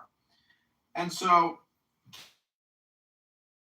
guess where that leaves us? It leaves us with propaganda creation. And that's really what a lot of people are doing on this app. And AOC does it. AOC is the best example of propaganda maximization and ruthless optimization, because she really is going to throw her hat in for the presidency. At this point, there's no reason not to. It raises your credibility and your social media standing, and she already has so many followers. I dated a girl who, in my opinion, was so addicted to AOC that even her mannerisms were reflective of AOC's mannerisms. That's how much content she consumes from AOC when she watches AOC do her cutesy little live streams about the work that she did for that day. And, when we have leaders who essentially create propaganda and they're congressional representatives, and we compare that to, say, like a military, army, or Air Force colonel who doesn't actually put anything on social media out of fear of retaliation, we have a power paradigm which is unstoppable in a way. And so we have created really like an elitist social media intellectual Democrat liberal industrial complex of content propagation, creation, where every major leader in the Democrat industrial complex, all they do every single day is announce a new holiday for that day or a new week festival celebration of this or that. It is there's no prioritization. They don't care about your property taxes. They don't care about the fact that.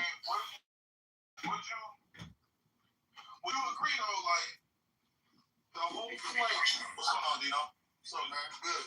Yeah, I mean, but Alistair, like, isn't that the whole point of being a politician? Like, isn't propaganda one of the tools? Like, it's like kind of showing up. When you show up, you don't bring a knife to a gunfight, right? So if everybody is using propaganda, it's kind of like you got to fight fire with fire. So I think it's inherent that if you want to be a successful politician, you're going to engage in spin and you're going to engage in some kind of propaganda. I can't think of any politician that hasn't done it a little bit. You know what I'm saying? Okay, but Alvin, you're missing the irony here, which is that John is doing it right now. The very thing that he's describing, he's desperate, like absolutely fearful of not being able to participate in. Right? That's it. That's the irony of what's going on right now that just went completely over your head. It did.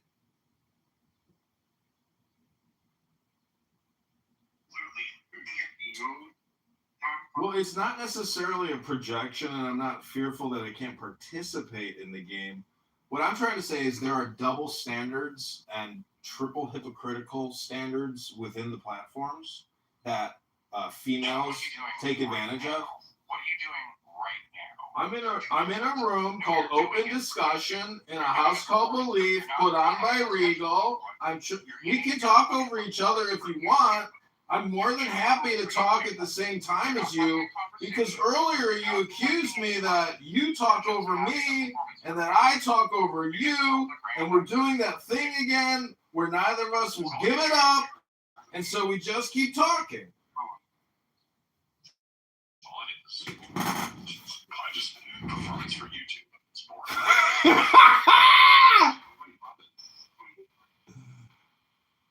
Nobody likes it, but here I am. Keep doing it. It's no longer me doing this. Yeah, John, I think you'd have a lot more success if you assume the position that you're assuming Your profile picture. Why don't you go and try and suck your fucking dick on some fucking campsite? And maybe you can jerk off. It's a good idea, actually. Yeah, I mean, You hold here and you stop. What the fuck? oh, go. Please proceed, Dr. Nero. Enlighten me with your criticisms, sir. Alright, so Every good artist essentially is open to critics. Without a critic, you can't have an artist. And without an artist, you can't have a critic.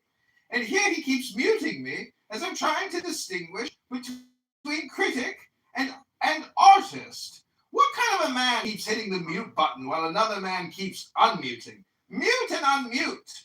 Mute and unmute. What kind of a sick game is this of people who keep muting me? Eventually I should be kicked to the goo, I'm sure. If I keep unmuting and you keep muting me, well then Daniel can never perform his function as a critic. To John Kitover's artwork, John the artist versus Nero the critic. I am complete. I have a real question. Like, have you ever tried or thought of like maybe upping the stakes to maybe try to attract an audience? Like, what if you did crazier things every night? I don't know, burn a house down. I know, I started doing porn. I don't know, like something.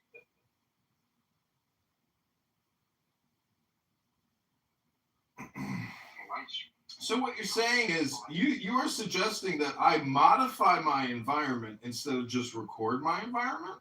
See, this is your delusional, this is your projection onto me.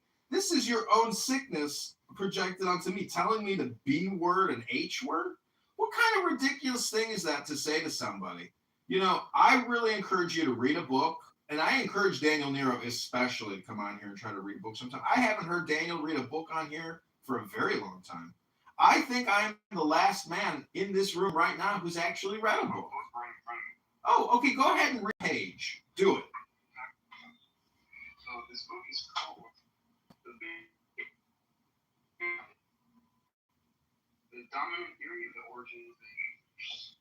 I honestly don't read this, but I just want to see what arguments challenge it. The Big Bang Theory of Cosmology. The idea that the universe originated in a single cataclysmic explosion about 10 or 20 billion years ago. This was published in 1991. 10 or 20 billion years ago has become central to not only modern astronomy but all current theories of the basic structure of matter and energy as well. It has inflamed the popular imagination. With its implication, scientists have almost arrived at a single set of equations that explain all natural phenomena. I'm in a library, guys. But anyways, yeah, so I'll even show you the books that I have. I'm just browsing through right now. PTR.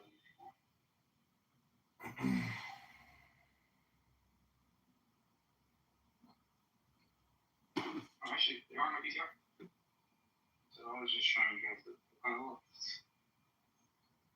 Well, that's close to reading a book, but that's not quite reading a book. Reading a book requires one sentence after the next. And so I'm just wondering, can anyone here actually read a book anymore? Or can people just take pictures and talk about reading books?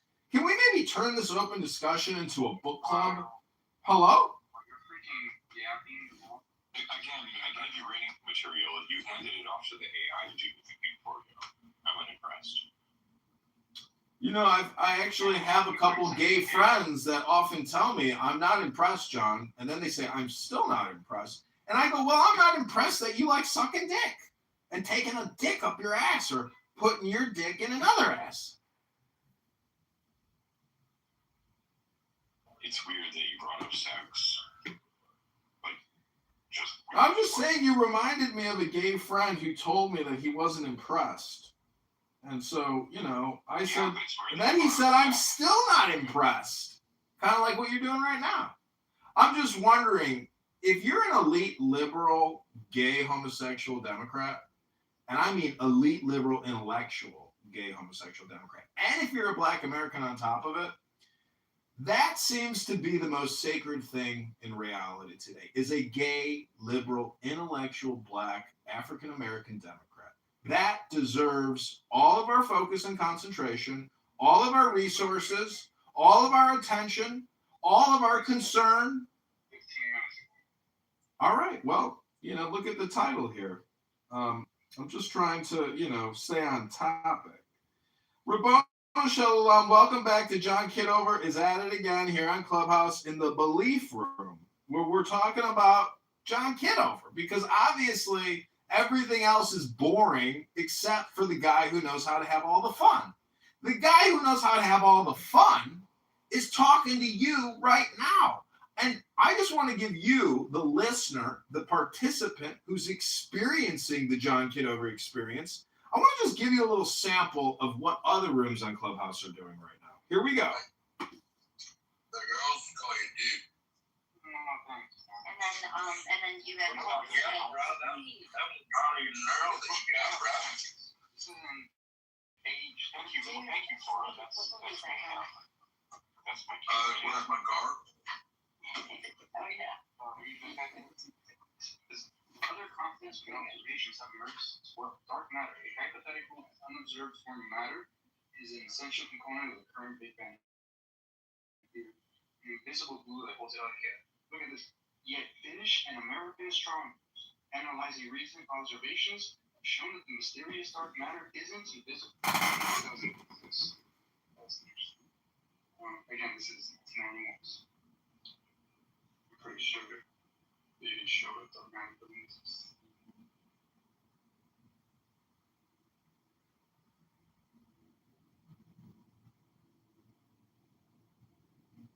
John, you done going nuts, dude? Or what's going on over there? Well, I would like to read a book. And, when I read a book on Clubhouse, I like to think that I'm writing the book, for the first time. And I'm actually reading for you. So all the people here who just want to talk all the time, if you'll take this moment to enjoy this experience and use your ears instead of your mouths, because so many of you are so good at using your mouths to suck. And, I'm not impressed with you. That's the thing I don't think you get. When you say you're not impressed with me, that's me saying to you, I'm not impressed with you. Don't you get it? Don't you know what projection is? Don't you get projection yet? When you say, I'm not impressed with you, that's you saying you're not impressed. You're not impressed with yourself. That's what you're saying. You realize that you actually have to think about it here, and just for it to not be seen as stupid, that's what you're doing. That's because you're not capable of at this level. John's on another level today. John, you're taking your stick to another level. It's good we're getting attention.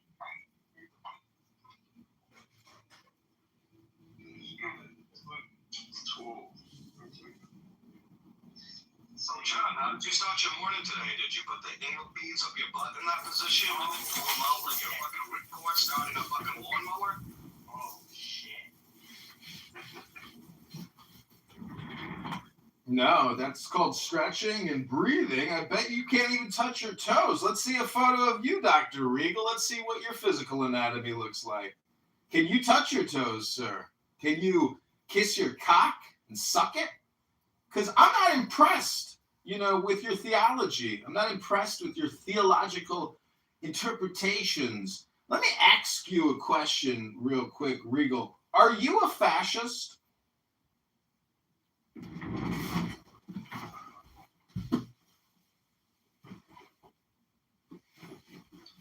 John has that photo because yesterday Sabu and Nargis were complimenting him on yoga.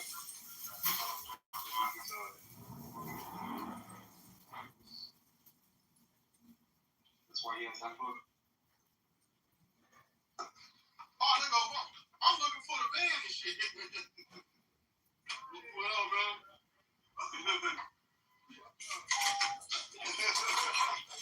Hey, fuck up, Chris. What's happening, man? Nah, bro.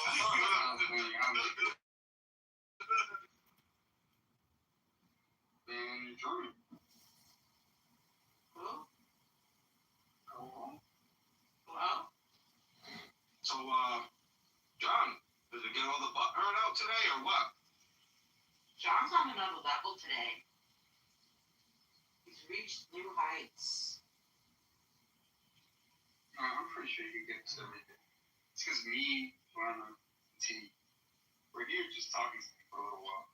All of a sudden, a bunch of people came in. Well, once Carlos starts talking, that'll be the end of that.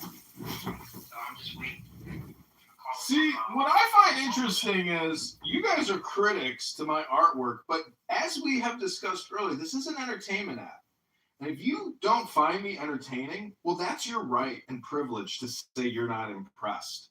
But I am not impressed with your lack of impressiveness. And when you say you're not impressive, that's your inner monologue saying, I'm not impressive. That's your projection onto me, the guy in the PTR sucking his own cock while doing a yoga pose, drinking the semen out of my testicles and putting that semen protein in my stomach. It's a self-protein stimulating system. Actually, have you ever seen a whale emit its sperm into the mouth of its calf? It is a sperm fluid of incredible density, so thick and viscous that it actually travels through the ocean salty water. And look it up. I saw the video yesterday of a sperm whale ejecting its sperm into its calf's mouth in a perfect stream of fluid. It actually coagulates and is so thick that it separates from the actual salty water and goes perfectly to 400 pounds of protein sperm ejected into the mouth of that baby calf. Yeah, okay, dude. It's incredible. It's the most incredible thing I've ever seen. Don, you're over the edge. Over the edge? You're here listening to it. Does that make you over the ledge? Over the Yes. edge. Yeah, you take your meds. Hello? You take Hello? I need to take my next. Hello? I'm going to take 2 Clonopin. Well, I want to thank you all for coming to John Kitover, The Experience. We have Abby down there. Abby should come up and, we got Benjamin here. Benjamin is a fan. I'm a fan of Benjamin, therefore I know he's a fan of mine.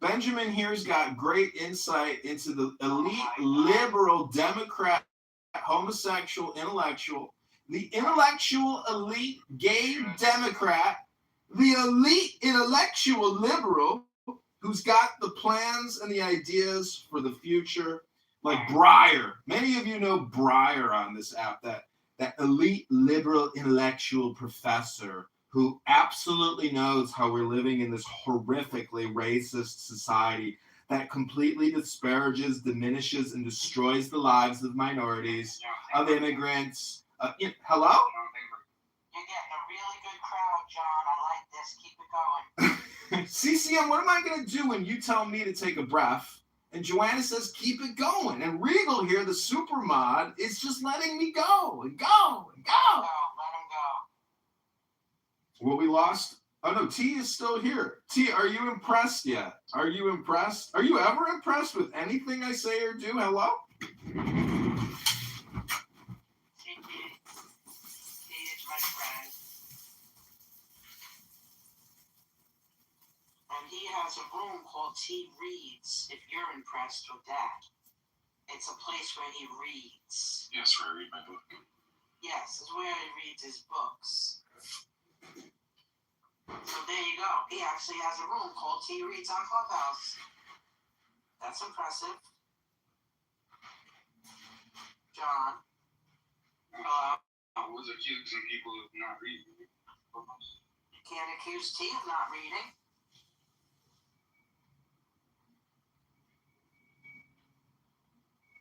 And after the reading, we get to tell how we feel, what we thought about the reading. So it's interactive. Who gives you all that? John, you done dilating your butthole with canola oil and playing with yourself, or like what's going on? John, you're ignoring me. I think he's all out of gas. Oh, no, I'm not out of gas. We're just getting started. How long can you last? That's the question. How long can you endure the John Kitover experience? How long will you sit here and listen to me talking, putting my words in your ears and your brain, and you question yourself and you say, why am I listening to this guy? Why do I keep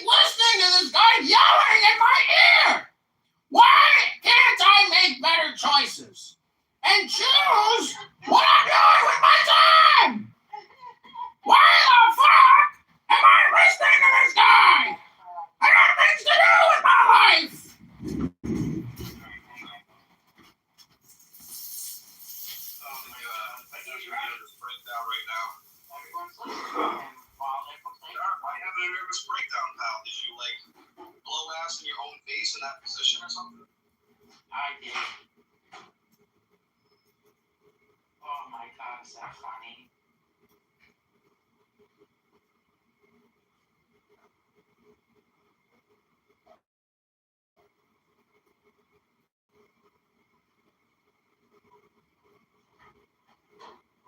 People should listen despite their objections. They are still here. Really, maybe this is the Big Bang model is like undermining assumptions and predictions. Its age is only whatever, 14 billion years. Nothing can be older than this. In 1986, astronomers that galaxies, both huge conglomerations, billion layers across, such mammoth clusterings of matter must have taken 100 billion years to form. So just as in geological, which sought to compress Earth's history into a few thousand biblical years. Few thousand years, crumbled when confronted with the eons needed to build up a huge mountain. So the concept of the Big Bang is undermined by the existence of these vast and ancient superclusters of galaxies.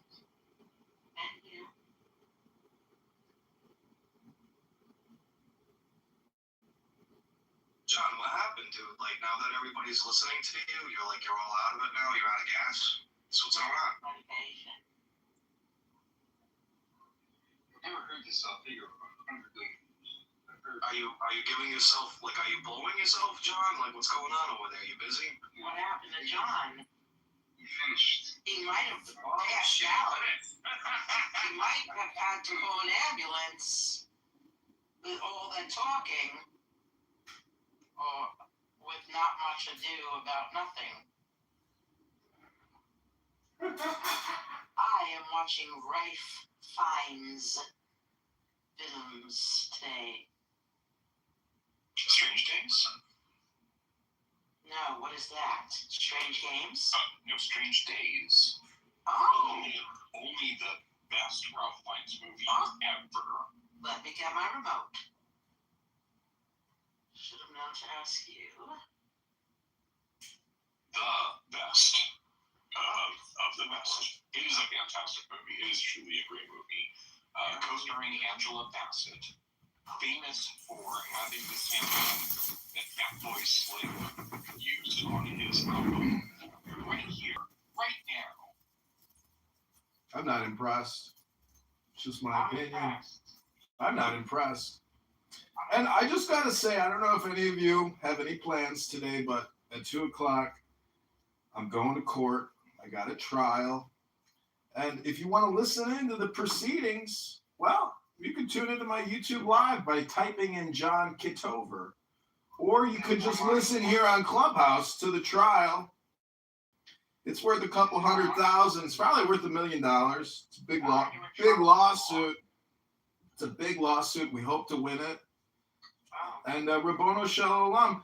My gain is your loss, because the more money I make, the more cell phones I'm going to purchase to record you, wasting all your time trying to hypnotize people and hypnotize yourself, because you guys are strokers and you don't actually do nothing with your lives. You come here every day and you accuse me of repeating myself, and you call me redundant when I've recorded you for years being redundant? Hello? I'm not impressed. That's what he said to me. I'm not impressed. I said, I'm not impressed that you're not impressed. And he said, I'm not impressed that you're not impressed that I'm impressed that I'm not impressed. Hello? Do you really writing a song in the G major scale while I'm sitting here, like, listening to you fucking spread? Oh, I love G. Started with a G. Love songs that start with the G. I play guitar myself. Oh, wonderful. Okay. You'll go to C. No, I'm not going to C. No C's. How about A minor? Well, yeah, that's all in there, but like G is the first, A minor is the second, B minor is the third, C is the fourth, D's the fifth, and E minor is the sixth. So I'm progressing on the basis of C, G, B. And then I guess the A minor. I guess the second note. No, I'm doing A, E minor, C, G, B, and then it kind of goes into a tension type of thing in A minor. But I'm not sure what I want to write next. Then the pre-chorus is like A minor, C, D, D. Chorus is G, D, E minor, C. So I don't know. I'm doing something along the lines of that. You're feeling it out. Yeah. That's beautiful. Hello, John. Did you do anything next? John, do you think writing a song on John, do you think writing a song on an instrument is a good thing to do for time? I think anytime you're creative, you're productive, and that's why I'm the ultimate creator and productive person, because I record all of you and I make you into my creative output. And I think that's why many people don't like John Kitover, because you might call me a parasite or someone that uses other people for my own benefit. And I would tell you that that is the essence of all intelligence. And that's business 101. And many of you here are still stroking yourselves. Joanna, at least here, is a published author. And that's why Joanna and I are partners. And we're teaming up to make more money, unlike you strokers who want to sit here with Megatron all day long and talk to some guy from fucking Saudi Arabia that can barely speak English, tell you all about Muhammad and why he's logically correct and why you're not. It's so stupid. How long will you do that fucking show? I'd rather watch The Price is Right. I'd rather watch The Price is Right every day of the week than listen to your stupid fucking show. Let's make a deal. I'm turning the TV on and I'm watching Let's Make a Deal because it's better than you and I'm not impressed. I am complete. All right, go watch it. Thanks, John. John, I got an idea for you. The ceiling fan in the background. Why don't you plug your asshole and attach it to that fan and just set it on the highest speed. Have it just spin around in your asshole. And then maybe you'll get some fucking views. Maybe you'll make a penny. You know what this sweet. I think you interrupt everyone while we're speaking. Why don't you wait your fucking turn? How does that sound to you, John? Matter of fact, why don't you attach it? So wait, you want me to suck my dick and then you want me to plug my asshole into an electrical outlet? No, I want you to be sucking your dick while you're plugged. And that plug is attached to that ceiling fan and it's sort of spinning around in your asshole. So you can actually do something productive with your fucking life. Honestly, you're just like a vegetable at this point, sitting around, pointing cameras at yourself like a narcissistic fucking retard. You need to get a fucking life, man. I've tried to tell you over and over, but you're just getting worse and worse. Well, thank you very little. I'm not impressed with your criticism of my artwork. And as an artist, it's my right to always call out what I consider bad criticism, just in the same way that Donald Trump, our great president, also calls out horrible journalists who are nothing but critics. And it sounds to me, Daniel Nero, like everything you just said was a projection. So go in your bathroom, turn your light on, look in the mirror, and tell me if that was a projection or that was an accurate critical analysis of my artwork. Hello? Let's have an update on the fraud case you're involved with. Board of Elections begins candidate removals. So I hate to do it, but you put your own name on there. You run for it. So let's do a little reading. Kitover was found. Republican Congressman Darren LaHood will not have a primary challenge as Republican John Kitover was removed from the ballot. Kitover was found to have only 266 valid signatures. It was alleged the candidate committed widespread fraud, and the board even voted to forward the petitions to the Attorney General and State's Attorney. Now you're worried about the way other people are misusing their time? You fucking criminal. Well, we've discussed this over and over again at length. It's apparently the only issue you have against me legally. and it's not actually going anywhere. I'm sorry, but Kwame Raoul, the Attorney General here in Chicago, has got better things to do than waste his time on your accusations and the accusations of some bullshit reporter with a huge herpes sore on his lip, big fat pig of a journalist. Fake news. You're just repeating fake news. It's all fake news. Right. So I'm gonna link you to that article. Okay, Daniel. Oh, somebody's having a bad day and wasting all your time attacking John Kitover here. Incredible. What a waste of time to sit here and repeat the same shit to John Kitover. Yuck, yuck, yuck. Uh-oh.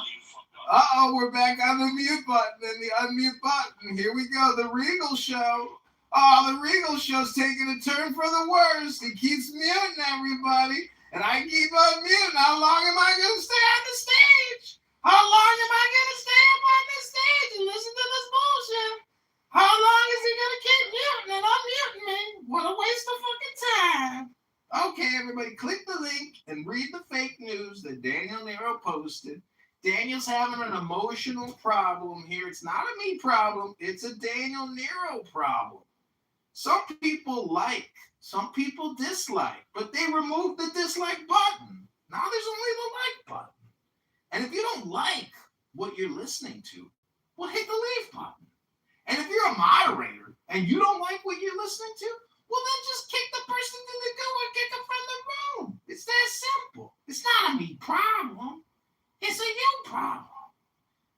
Welcome back to the John Kitover Experience. This is mayoral candidate John Kitover running to liberate the citizens of Chicago from elite, liberal, gay, black Democrats, one vote at a time. We're going to secure the safety and security and strength of our city and never let intellectual, elite, liberal, gay, black Democrats rule over us ever again. Never, ever again. Never again. Thank you so much for coming to the John Kitover Experience. I want to read to you a little poem I wrote. The query was, write me a poem about being an elite, intellectual, gay, black, liberal Democrat and incorporate social issues like racism, Jim Crow, indigenous rights, structural white racism, CRT, LGBTQ, DEI, anti-fascism, healthcare is a human right, and other top liberal talking points. This is what Grok wrote. In shadowed halls of ivy, where the sharpest minds convene, I rise, an elite black intellectual, gay and proudly seen, a liberal Democrat, forging paths through history's cruel chain, from Jim Crow's iron grip to structural white racism's reign, with CRT as compass and anti-racism as flame, a champion DEI, indigenous rights, and queer acclaim. LGBTQ liberation flows through every breath I claim. Healthcare is a human right, not profit's greedy game. We build the just society where equity prevails. No more divisions, chains together, progress sails. This is the root of progressivism. Okay, we're asking Greg for 4 more paragraphs.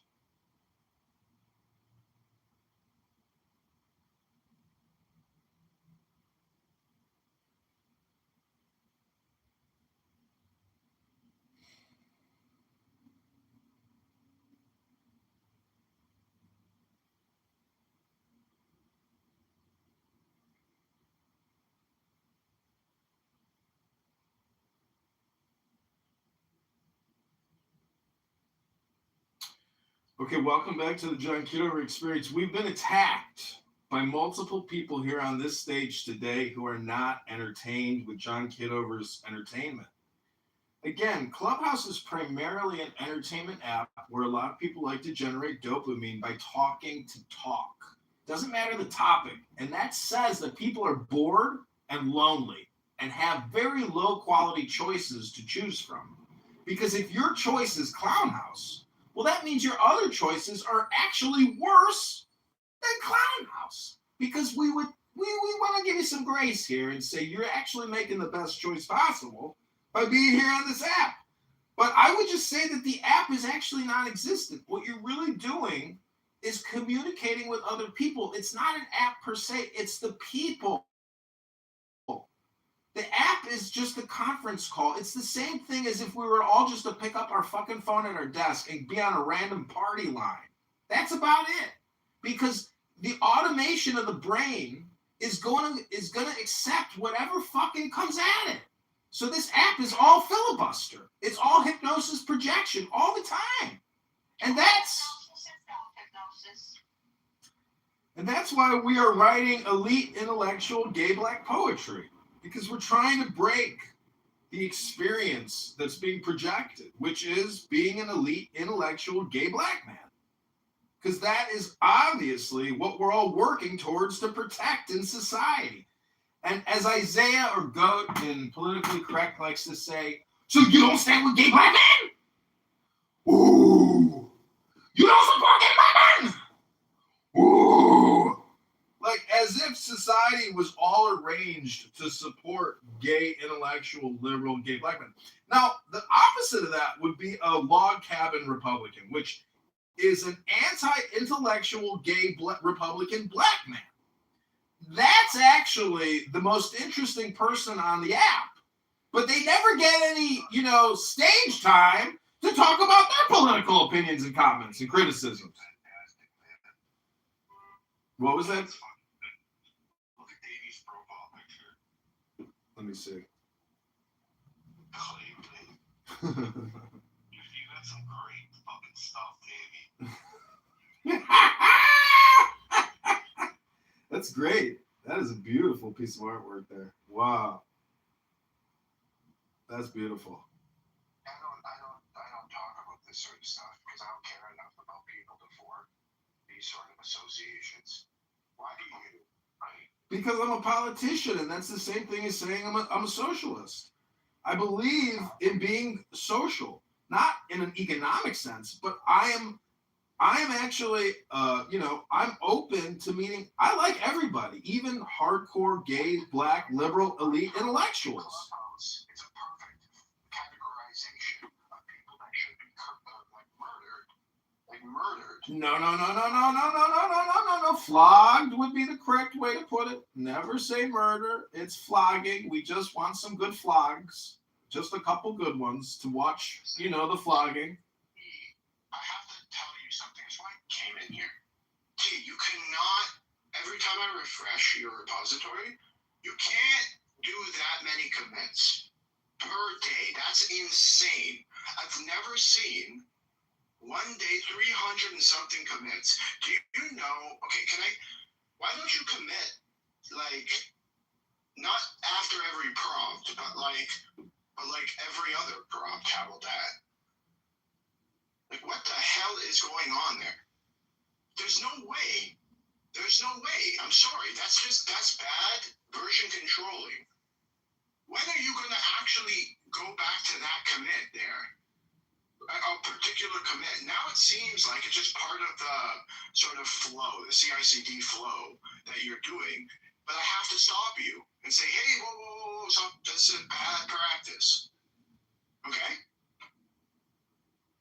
But keep it up. You're doing good, brother. I've asked Grok to write me more poetry on being an elite, gay, black, liberal, intellectual Democrat. Let's see what Grok has to say.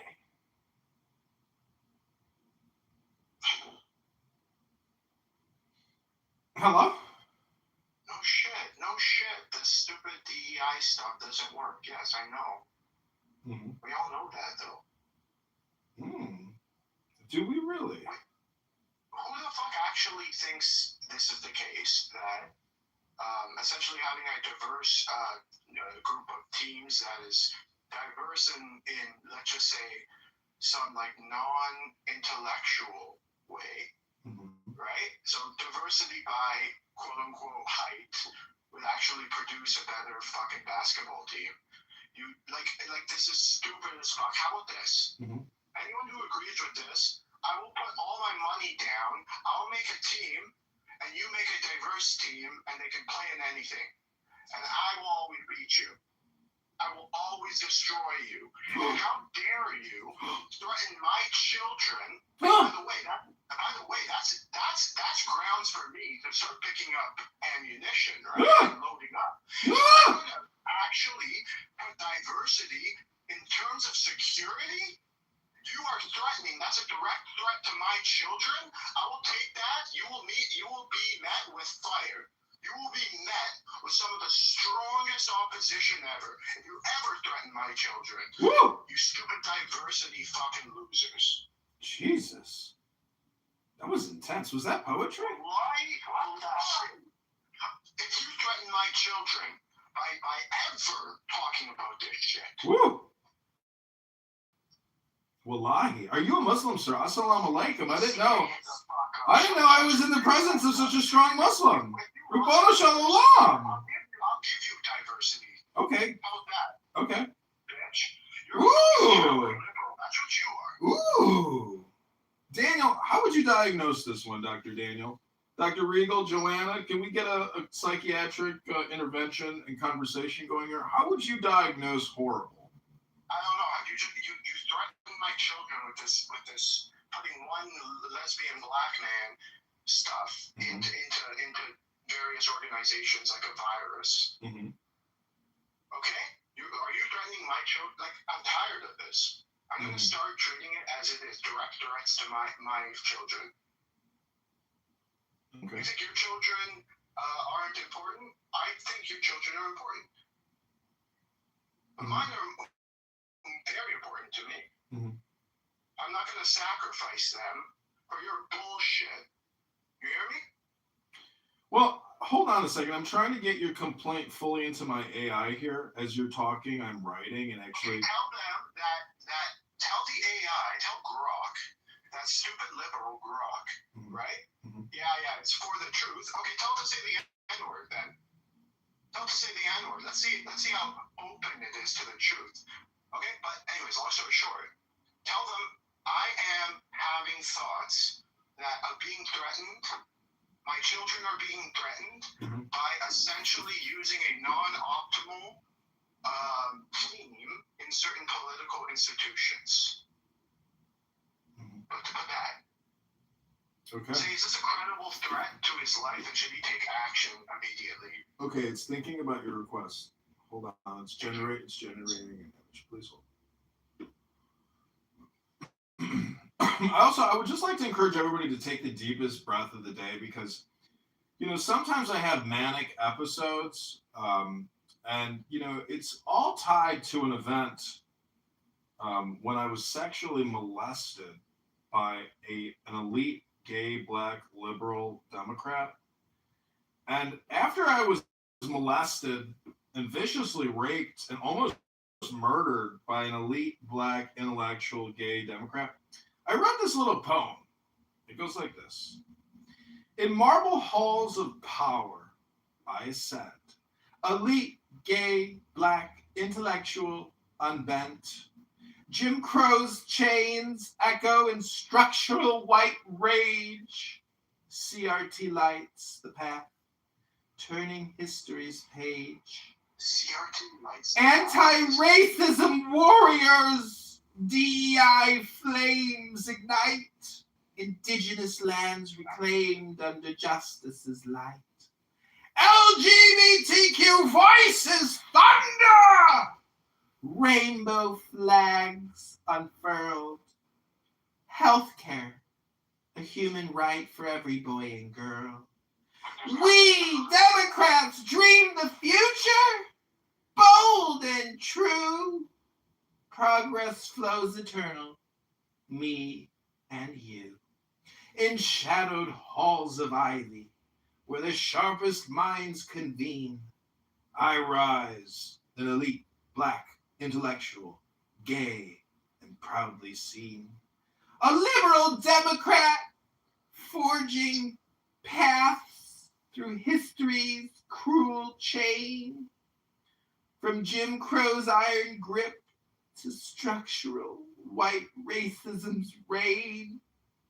With CRT as compass and anti-racism as flame, I champion DEI, indigenous rights, and queer acclaim. LGBTQ liberation flows through every breath I claim. Healthcare is a human right, not profit's greedy game. We build the just society where equity prevails. No more divisions, chains. Together, progress sails. Assalamu alaikum.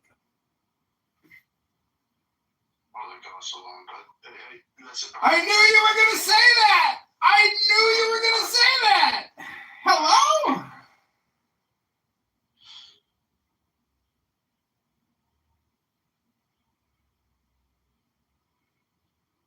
If I'm on stolen land, that should be given back at the cost of their lives. You are threatening my children, sir.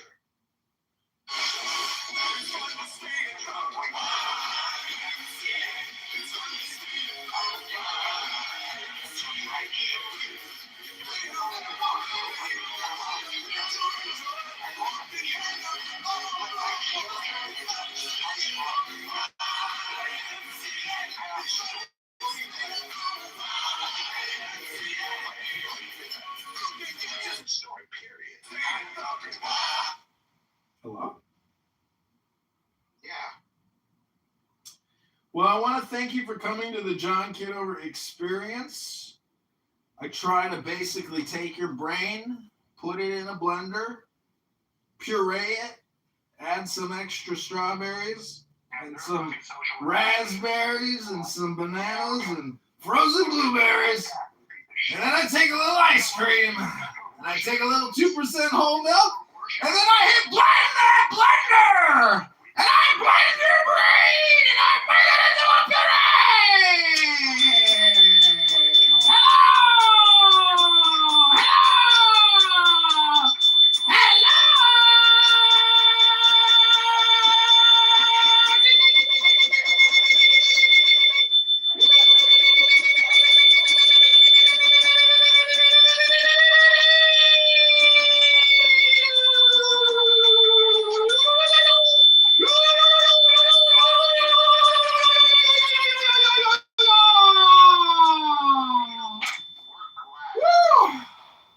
That was a real good meditation, everybody. Wow.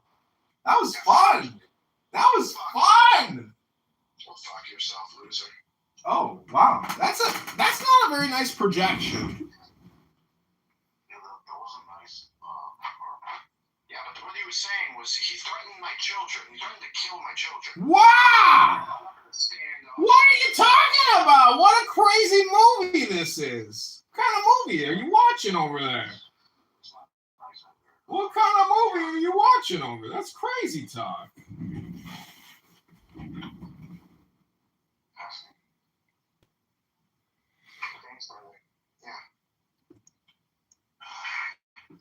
Hello?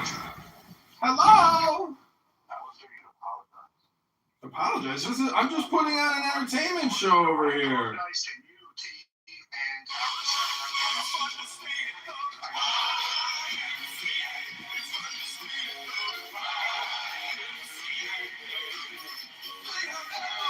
Take it easy over here. This is just an entertainment show. I'm putting on a show for all the Knights in the Order of St. John. Relax. Relax. Yeah, John, you really are playing with lies. You're playing with lies when your bullshit has, excuse me, one liberal, would you say? The gay black man.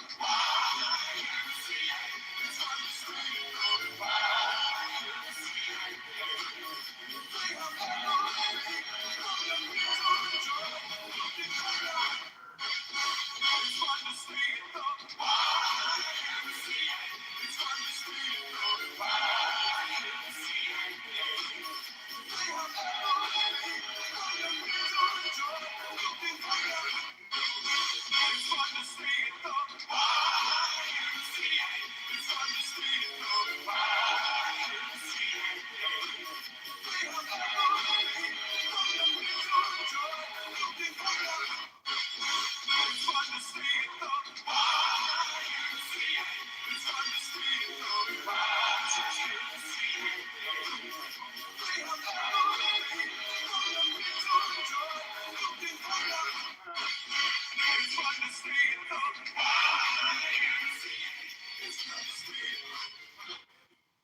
should my past matter? I know my future matters, but why should my past matter? I'm gonna try that with Equifax. What Mace just said, I'm gonna send it to Equifax in a letter. See what happens. Oh, and we can add to this the fact that it has been determined, so it's not a matter of debate. And since we're going to talk about, we can talk both about white men and black men. So we know from studies that have been done that men have a far more higher favorable view of women than the other way around. That's a fact. It's also a fact that when we talk about the black men are the most progressive men of all. We believe in linked fate. With black women, we're much more forgiving of black female looks and beauty standards. We have no issue with black women being, educated or leaders, politically or business leaders, or we have no problem with changing and shuffling gender roles in the home. There are more black men that express a desire to be married or in a relationship than black women. There are more black men that are actually married than black women. The list goes on. So it really does make you wonder if these ladies getting these ideas from, because they don't have any basis in fact.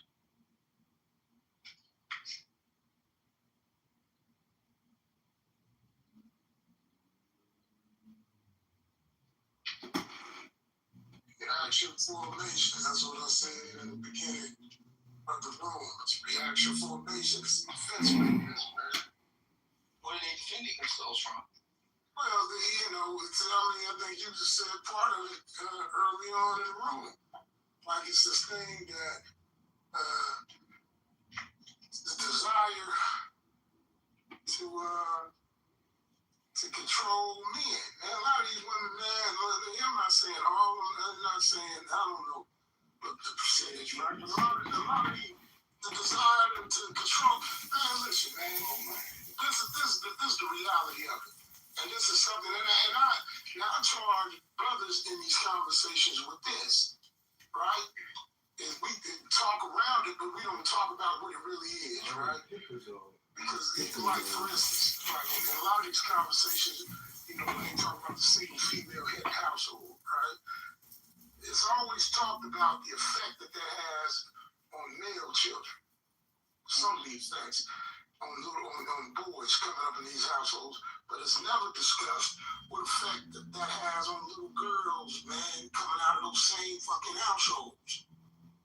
You know what I'm saying? A lot of those women, I'm not saying this is 100%, but are socialized, right, to control and devalue men. And so you have to, you have to think how that plays out in an adult woman's life. Yeah, a lot of these sisters, man, are looking for men they can control. And that the very thing they say they don't want is the very same thing that they not only that they look for. And so when a man doesn't fall, well, check this out. And I'll tell you, this, you can see it on Clubhouse, right? You have many conversations with women try to define what manhood is and what men should be doing. How the fuck you know, sister, what a man should be doing? Hell, you didn't even know your fucking daddy. Your fucking father didn't raise you. How the fuck do you even have an idea of that? Yeah, you came out of a single female-headed household. You don't know up from down, right from left when it comes from that. But then men sit up here and listen to those sisters talk that kind of shit. You get what I'm saying? Hell, man, at that point, she's your mom. And there it is, right there. And you got a lot of sisters out there, man, lined up around the corner to be somebody's mama. So when they come up among when they come in contact with men who don't play that game, right? There's resentment, and there's they got a man. I think what manhood is, manhood now defined by men who follow women, take cues from women. That's what it is. It's that kind of shit. It's the resentment because many times because brothers are not doing or falling into whatever box sisters say that some brothers should fuck, but the brother's not following her. And I think that presents a lot of resentment with some women. But it's not hate though, because if it was hate, they wouldn't talk about it so much. Interesting. Well, okay, so this is what cracks me up, Biggie. I can kind of go along with your hypothesis. What cracks me up is, and I've heard a number of black women on Clubhouse say this, they had wonderful relationships with their father. Their father was a lie, man. Upstanding men, etc. Lie, man. But then that doesn't seem to transfer over into their interpersonal relationship lives. They either divorced, bitterly so, or they never got married, baby daddies, they have affairs with other women's husbands and splurging with them. I mean, it's something not right, something not adding up with that. Because my thinking is, if you have such a wonderful relationship with your dad, why didn't it ever transfer over? Because, I'm not saying all women, I'm not putting all women into that box, but a lot of these women are liars, man. And I've said it time and time again, man. Brothers believe too much of what a lot of these women say. A lot of these sisters are lying, man. They fucking liars, man. And then when they talk about their fathers, you have to really kind of be able to quantify that because a lot of, you have a lot of weak men out here. They're fathers to little girls too. So let me specify something. Strong male leadership in the household. I mean, they come out of situations like that. That old happy wife, the dude was there, yes, the battle axe ass mama. Listen, there's a lot of that kind of shit that goes on. I mean, we know what goes on, what type of shit is normalized in the black community. And that doesn't mean that everyone comes out of that kind of household. I mean, a lot of these men, you know what I'm saying, in these houses, even if it's two parents, man, a lot of these brothers are emasculated. Sitting up there under some old crazy ass woman talking shit, you know what I'm saying? And shit, come on, man. A lot of these sisters came, I think the sisters that did have the father involved in the household, but the father was insignificant in the home. The mother was running the goddamn show. I hope you hear I mean, that's just how a lot of that shit was, man, with some of these folks, man. What you say? I was saying, I hope Diego hear that because that's the babyfication of boys from their mom, regardless if the dad they're Sanitization. But man, Build the beta. This morning.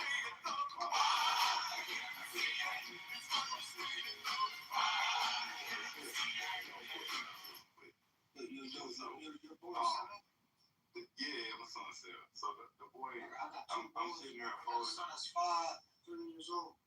That's dope. I'm sitting there doing laundry while I get ready, and I need 5 hangers. Hey, I'll go get 5 hangers out your closet, bring it back. It's the Atlas and I'm Yeah. Make sure they need boy push-ups get and all 5 that. hangers. This the Atlas and Diego. He was technically right. He brought me 5 hangers with clothes on. I said, Aubrey, take those back. Bring me 5 empty hangers. Because you gotta be very technical. Yep. Shay called herself stepping in. She making a motion towards the door, Biggie. Said, my wife, I'm like, what you doing? I was gonna help him. No, you're not. He can function on a video game, an iPad. He can build a birdhouse, do Legos. This boy can bring me 5 hangers with nothing on it. He don't need your help with this. it's just uncomfortable, and you don't want him to have to run back and forth. No, Those aren't your kids. he's gonna go get those five fingers, and he's gonna put these clothes back on the rack. But Biggie, you know, it's gonna be a lot of dudes who don't say nothing. They gonna let their woman run. Marble Halls' power, I send. Elite. Can't drop this much. Biggie, can you say it one more time, man? Because it seems to silence the room better when you say it, man. What part? Nigga, that last part, the people have no idea that they're raising men that are going to be chumps in real life, inequipped to be men. Yeah, because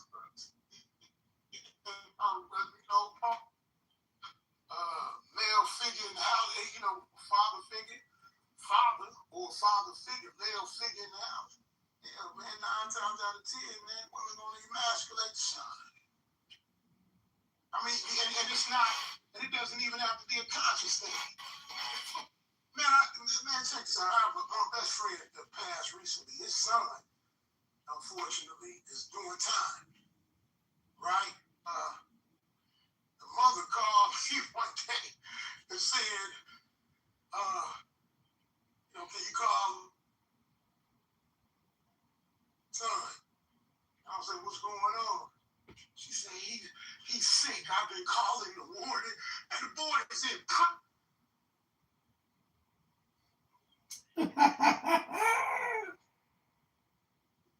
he's in prison. He's incarcerated for a violent offense. She's trying to call it all kind of folks talking about the boy got a stomach ache. He's trying to baby the boy in prison. Make that make sense. Somebody make sense out of that. Actually, one of my closest homegirls, she's raising 2 sons, and she's married to another woman. And I listen all the time to like the dailies and shit like that, and I just have to. I honest to God, I catch myself. We probably talk 3-4 times a week. I catch myself checking her like once, twice a week. Like, don't do that because she's raising 2 boys. And I'm like, yo, don't do that. What are you doing? Man, we need a man in that house. I could be saying that shit because she gets mad at me. But she gets mad at me because, like, she make her feel bad. But I talk to her often, like, yo, you have to realize what the end result of this is. Like, you can't, like, what kills me is when I see parents that talk about, oh, it's so hard to raise a kid. I never have time to myself. I never da. But then it's like, hey, you ever teach him how to make breakfast? Hey, you ever teach him how to make some food by himself? Teach him how to clean his room, just basic shit like an adult. 9-year-olds will do that if you actually teach them. Shit, I have a son doing it at 5 and 6. The point I'm making is, I don't think people look at the long. I can't speak for women. I don't have a kid. I don't have a woman. I have a boy. So that's all I got. But man, for boys that are coming to men, too many times I see women that just like they're really trying. Don't get me wrong, they're trying. They don't intend to have this negative result. But sometimes it's like, yo, mama, how can you tell me that works? You don't even get time to your fucking self. Like, you know what I'm saying? Like, just I don't get it. A whole other shit. Adult time's real. Like, put your kids to sleep. Why is Chicago becoming unaffordable? It's simple. In economics, when demand is higher than supply, prices become inflated.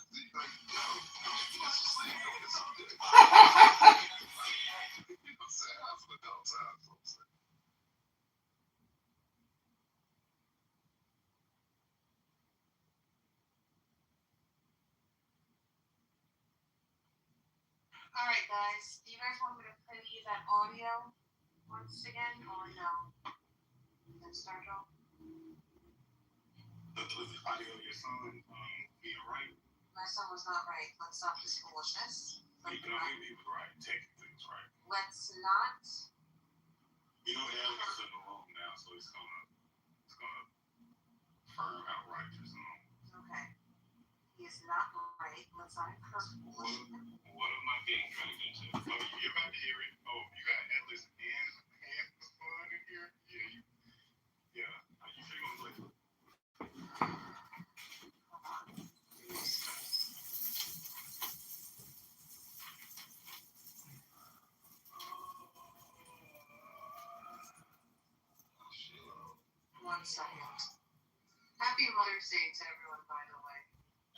Mother's Day of the ladies.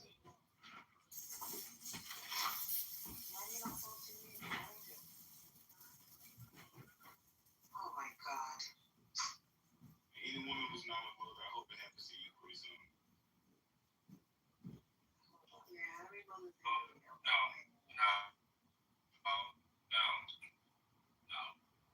I'm next. Travis, I'm next. you don't take that back.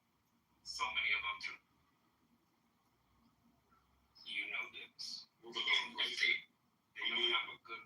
No. We need them. No, I don't care. No. Let them die off. I really don't care. I'm just interested. All right, give me 1 second, guys. 1 second. Do you need me to do it? Like, what? You're gonna play it? I got it. He's the man. Oh, I know. Okay, what's music, mother? Alright, this is how right her song was. I'm sorry, Raquel is old, so she just plays music in the house loudly for no reason. So I'll be able to give you the cliff notes of what happened.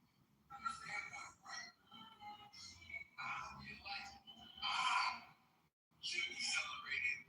You get evidently without me. I will see a mother. Without us, then simply kids, she is not a mother. You said go through right. I'm trying to see what She has a problem with this for what reason? yeah, I don't know why she has a problem with this. Because you guys Like, without them, she would just be a wife. That's why. You would be a wife if it wasn't for him. Space that they put in here, Jarvis. Please sum up what the foolishness my son said. Her very intelligent son. Intelligent, tall, Very, very intelligent. Said tall. Yeah, don't forget. and tall. He said that he feels like he should be celebrated because without him and his sister, then Raquel wouldn't be a mother. And he's correct. Like, what? Why is this so hard? And so I gave Raquel a bone. I said, listen, on his birthday, you can technically say that you should be celebrated for giving birth. But he's not wrong. Yeah, she wouldn't be a mother without him.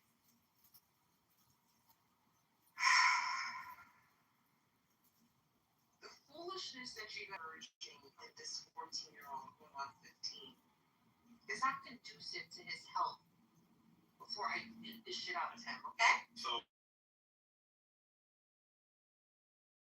Diego, it was some 14-year-old boys that said Happy Mother's Day to his mom walking out the house to go hoop at an outside court. That was her Mother's Day. Wait, who did that? Raquel. Okay, you keep it up, stop. Raquel don't understand that some children out there, some mothers didn't get a home cooked breakfast for her children with balloons all on the wall, music playing, handwritten notes. Again, was, hey mom, I'm happy Mother's Day. And that girl got in the car. That's actually what happened. So she's sitting here complaining about having a heartfelt conversation with her children in her house that her husband pays for. While this women out here, what's today, the 11th? The light bill was due 4 days ago. She was staring at a past due, red, lettered, past due email. No. It's light pink first. Light pink first. It's light pink first. Yeah. Yes, I mean, I'm paperless. I don't even get bills. So she's looking at a pink past due GW bill on Mother's Day, and the kids left some of it alone. She's with another murder mystery on Netflix, and Raquel is here complaining. I want to know, was the music intentional? Because, I mean, Whitney Houston is great, but that was kind of interesting. I think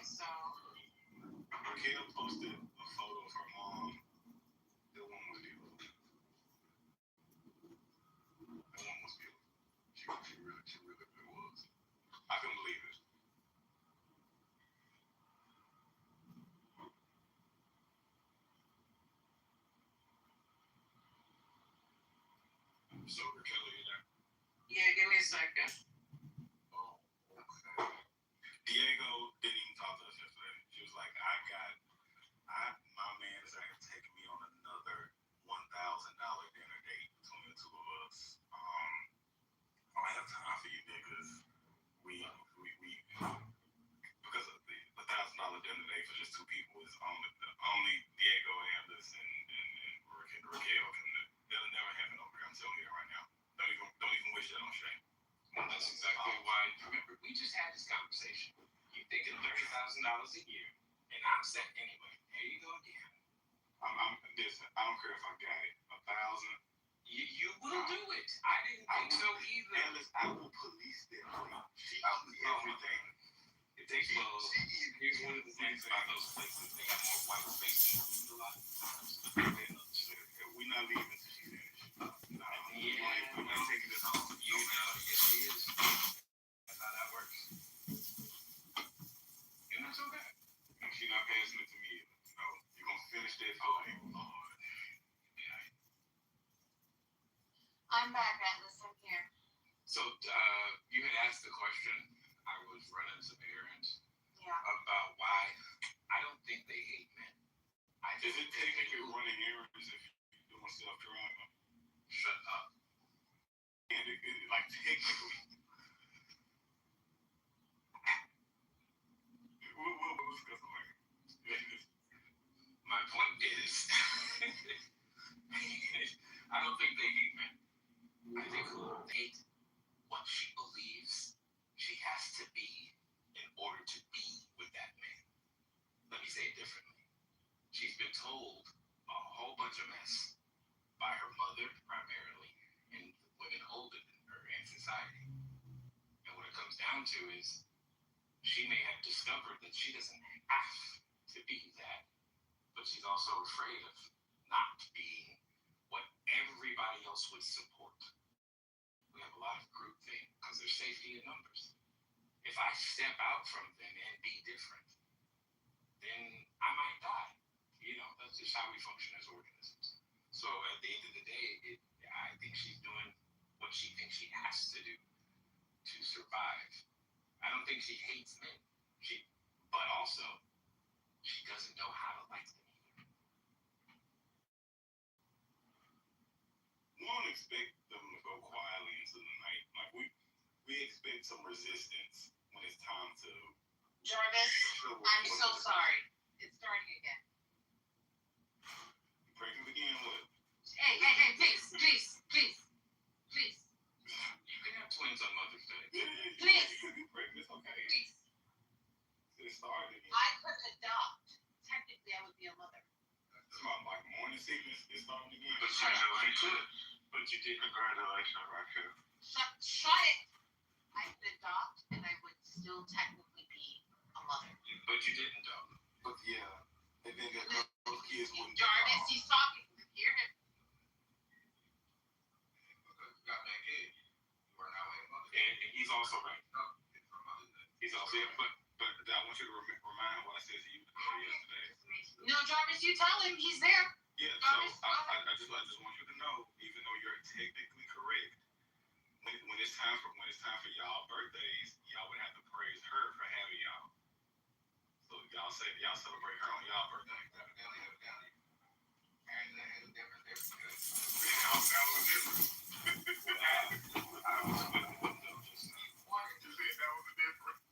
We'll see. No, I didn't ask. She wanted it. Wow. He said you didn't ask for it, so technically, yeah, I agree. So because you didn't ask for it. Get out my room. Just get out. No. So because you didn't ask for it, his birthday would be a day to celebrate you because you decided to have a child and you gave birth to him on that day. So that's technically your day to be celebrated. You know what's interesting about this? No, I brought you to life. If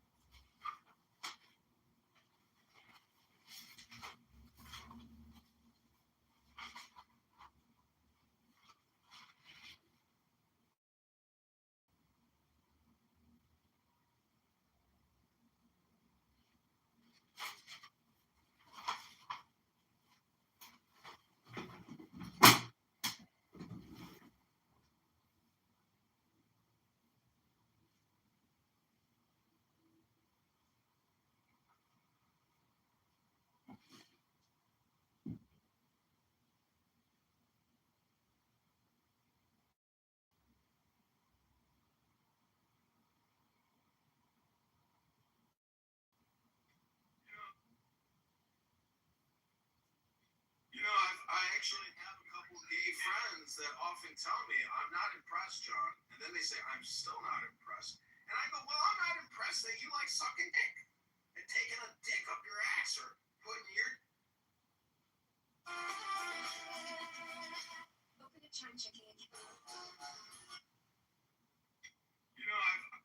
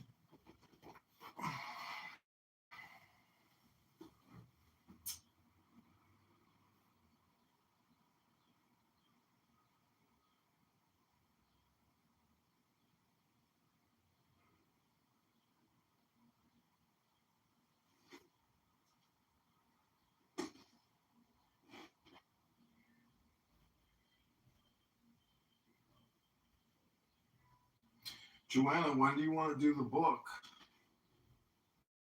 I actually can't talk right now, but put something in the chat, but I will be available in like an hour. I'm about to hop into a conference call.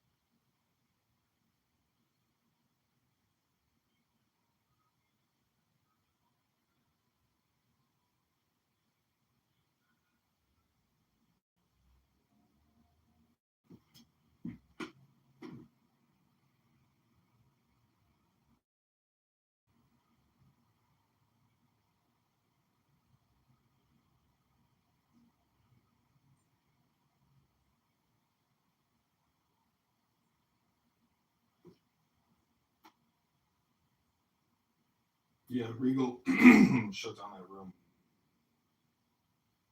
I know Joanna already left, but maybe somebody will come back and listen to the replay one day.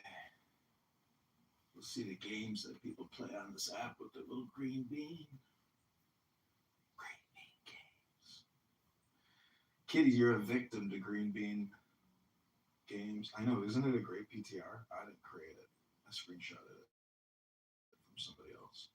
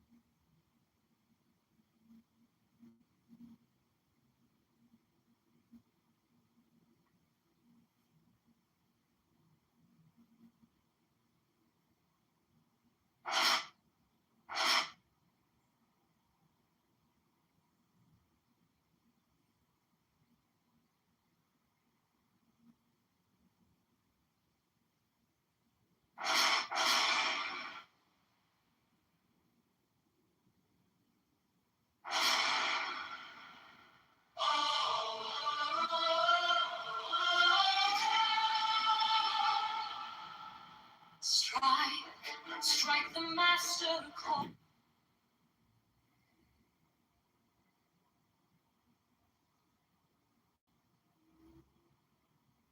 You can't take it anymore. I mean, I gotta get out of the rich.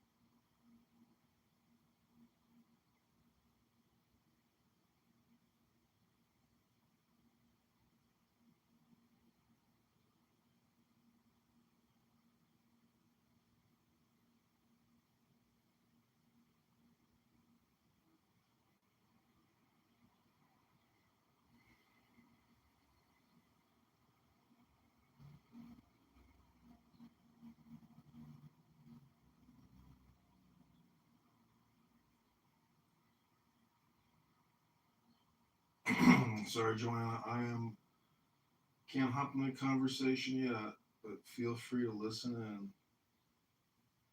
If you need some elevator music.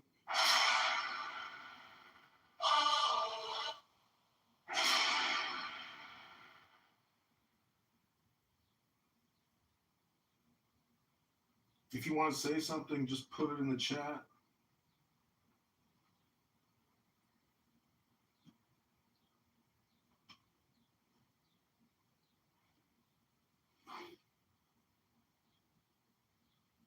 Let's try to listen to a lecture by Maharishi. And this is my hair now. I'm so happy I caught this flash sale and stocked up on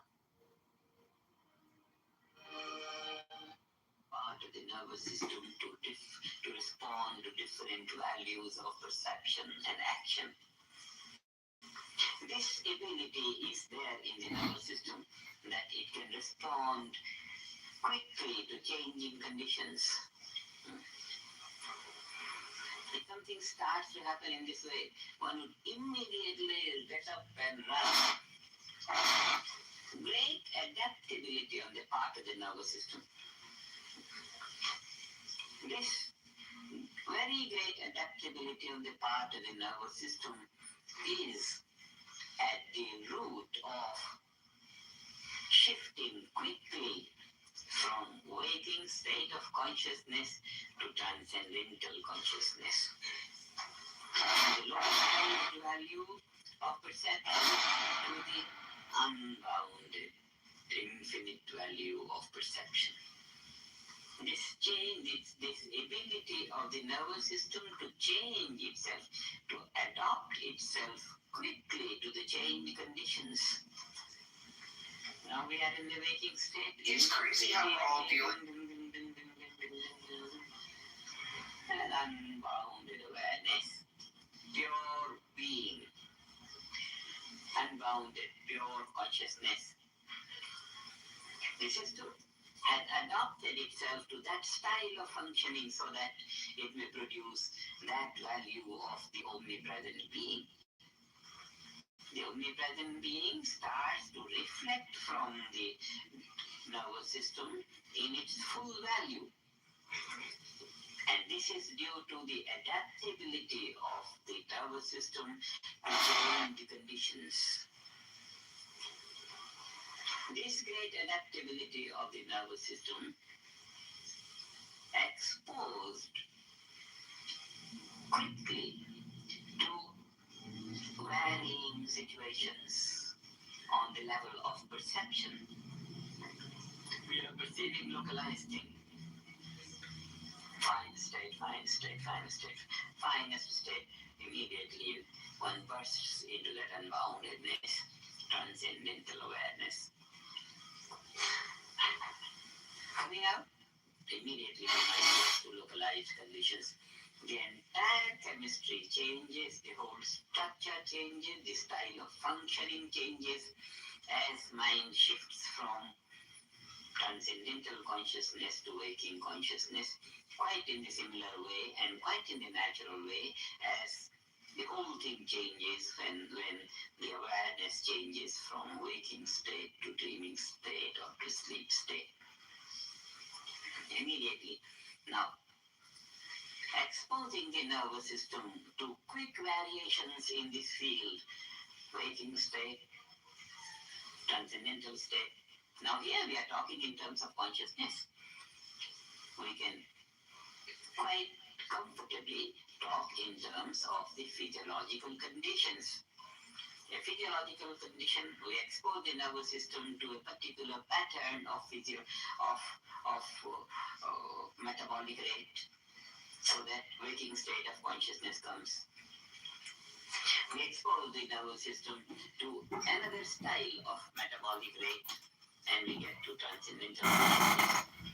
Shifting this style of metabolic rate, shifting this value of chemistry in the body.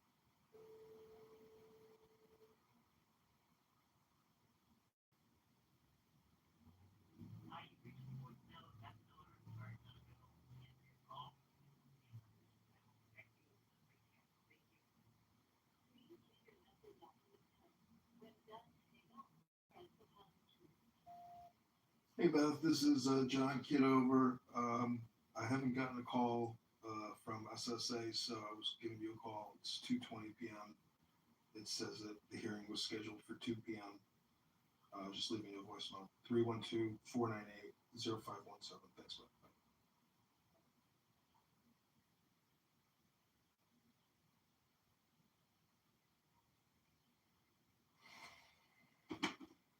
Shifting this style of functioning of the nerves and veins and the entire mechanism, so that the two states of consciousness come quickly, one after the other, transcending, coming to waking, transcending, coming to waking, transcending, coming to waking.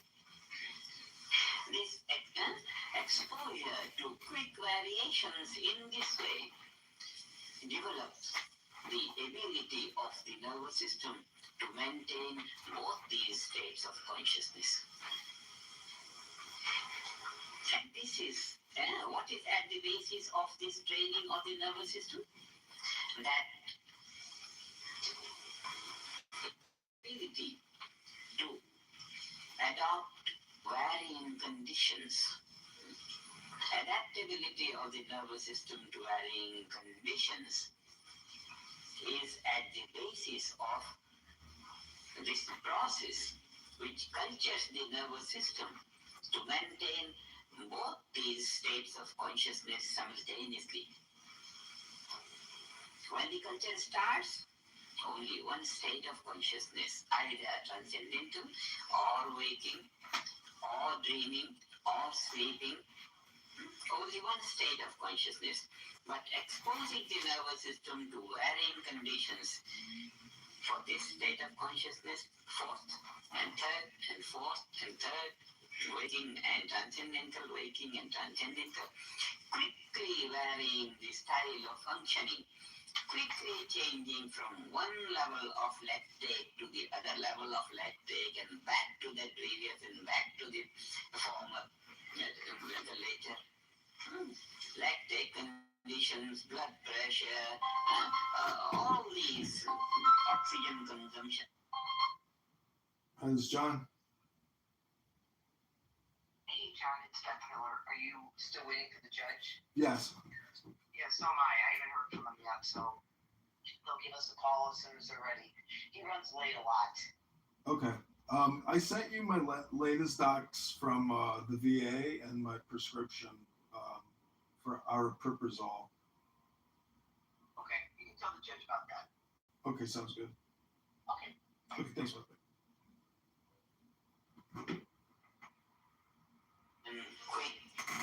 Quick less, quick variations. All these quick variations during the procedure of transcendental meditation basically resolves all the. So Joanna, there's no actual like determination. They mail you a letter, and this is the hearing. It was supposed to start 20 minutes ago, so we'll see if they call soon. Blocks that would hinder the process of quick variation of the functioning. It is stresses of the style of functioning of nervous system responsible for the waking to take to the style of functioning of nervous system so there's a swing from waking to the transcendental. What blocks is the stresses. Stresses block the swing. But quickly exposing the nervous system to this swing and that swing and that swing, the swing becomes unobstructed. Then the swing becomes unnecessary. Then this value is the same as this value because there is no resistance in between. So the last core of the swing on this side and the last core of the swing on this side gain the same value. Even though this side remains this side and this side remains this side, there is nothing which obstructs this side being this side or this side being this side. The two shores of the river, visual side, yet they can be comprehended both together. This is the culture of our system, so that the most normal functioning condition can always remain, even when the things may change. When that shore and this shore have come together, doesn't matter if at one time the trees grow on this shore and at other time the wind roots out the trees and there is bare sand. Third time, maybe the herd of cows, no sand, no trees. The third situation is there. Waking state, dreaming state, sleep state, keep on coming, changing. This shoreline keeps changing the color. This shoreline stays unchanged. Pure being, pure awareness in its. And this is what brings about CC of nervous system for changed conditions of functioning. And that ability of the nervous system for changed conditions of functioning. And that is all, it's a natural phenomenon.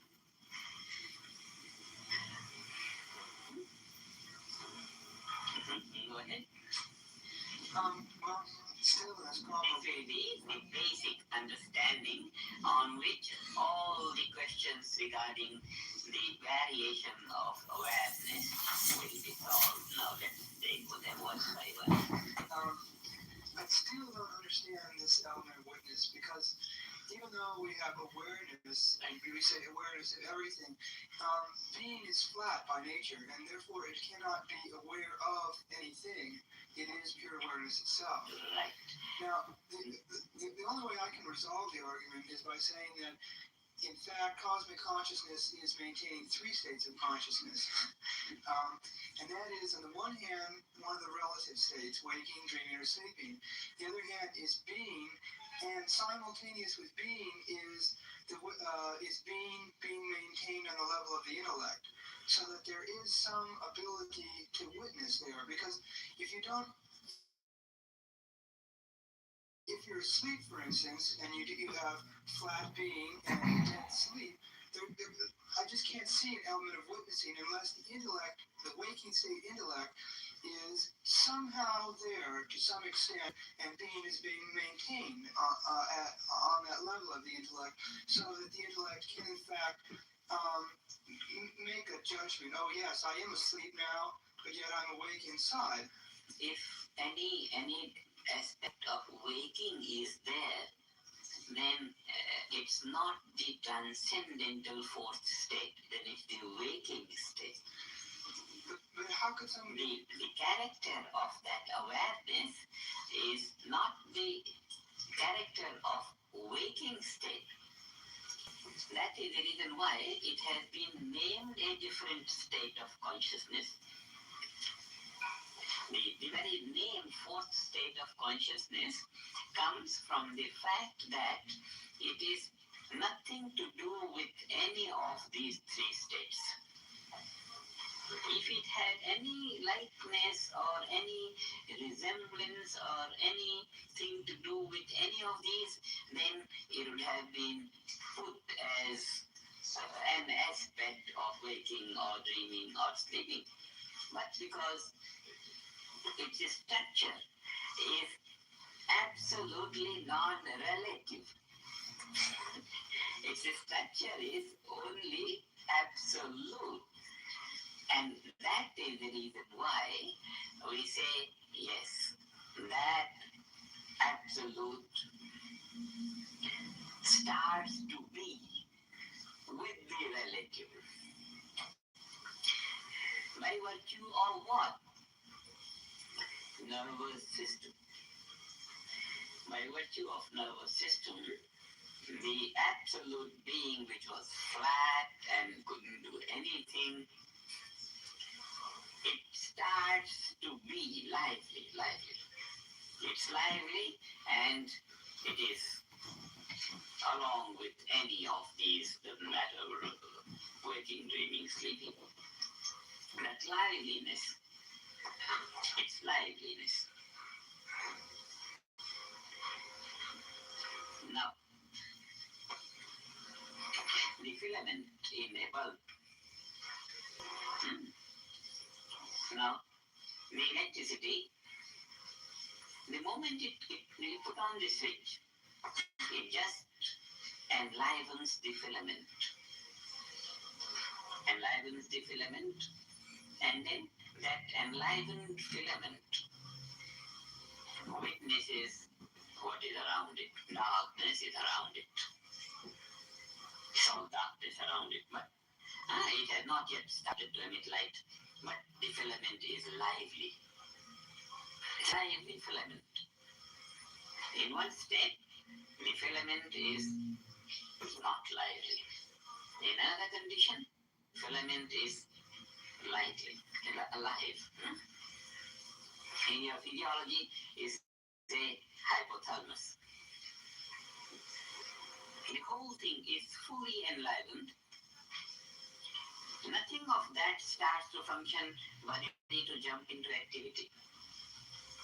Enlivened, fully enlivened state of hypothalamus. It's like the fully enlivened state of the filament. And then the same enlivened state filament starts to emit light. So, this enlivened state of the filament then starts to coexist with light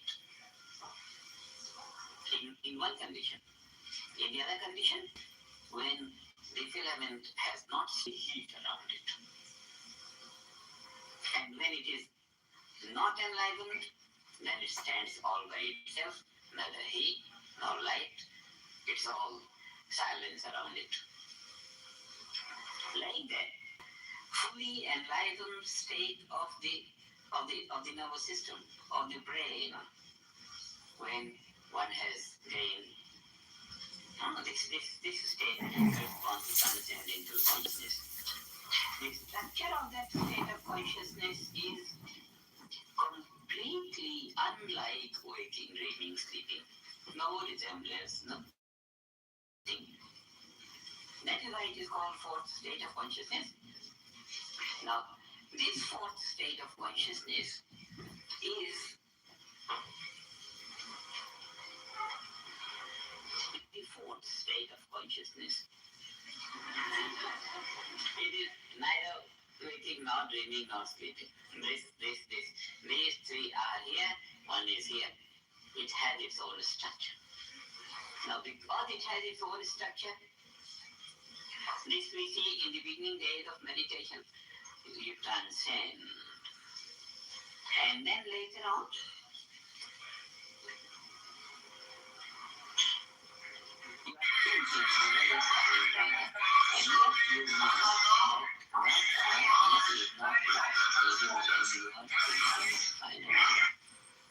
that means fine mental activity is capable of not eradicating that pure awareness, which is a state of non-activity. That means the nervous system is not yet capable of handling that fine mental activity at the time when it is maintaining that non-active state of pure awareness. This we say is uncultured state of nervous system. The child is uncultured. He can walk himself, but cannot take another child on him. It's tender. And later on, the child can walk and he can pick up another child, and then both can walk together. It's more sturdy now, the more sturdy child. Growth has been marked when the child can take another child on him, both child. The nervous system is tender when it can take only one state of awareness, only transcendental or only waking. Then it's tender. It needs more strength. It needs more strength, needs more culture. It should be habituated to have both states of consciousness. And what makes the child capable of taking on another child? Just his own ability to walk. And he uses his ability to walk, and he walks, and he walks, and he walks, and he walks. And then by walking, he becomes capable of having another child and yet be capable of walking. The nervous system is exposed to that fourth state of consciousness. A repeated sequence of exposing the nervous system to radiate that awareness. Exposing. The nervous system becomes capable of having that and having this, having both together. This is the increased ability of the nervous system, that it is capable of handling both. And when it is capable of handling both, the beauty is that by virtue of that unbounded awareness, He has that value of just being, the being. It can hold on to its being, the state of being, and by virtue of handling waking state of consciousness, the senses can function, mind can function, ego can function. Activity can be handled at the time when the non-action, state of non-action is maintained. Now, what has happened in this state? Nothing other than the natural structure of life has been enlivened to its full value. The natural structure of life is that underneath all changing values, there is non-changing value of being. The natural structure of life is that there is activity and there is non-activity of being. Being is all permeating, all pervading, and Hi, this is John. Hi there. So is this Mr. Kitover? Yes. Hi there. Social Security, you ready for your hearing today? Yes, sir. Excellent. Judge will be with us momentarily. Thank you.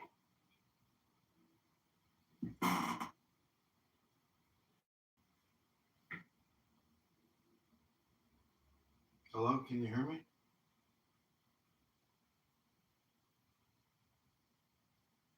Hello? activity is going on like that.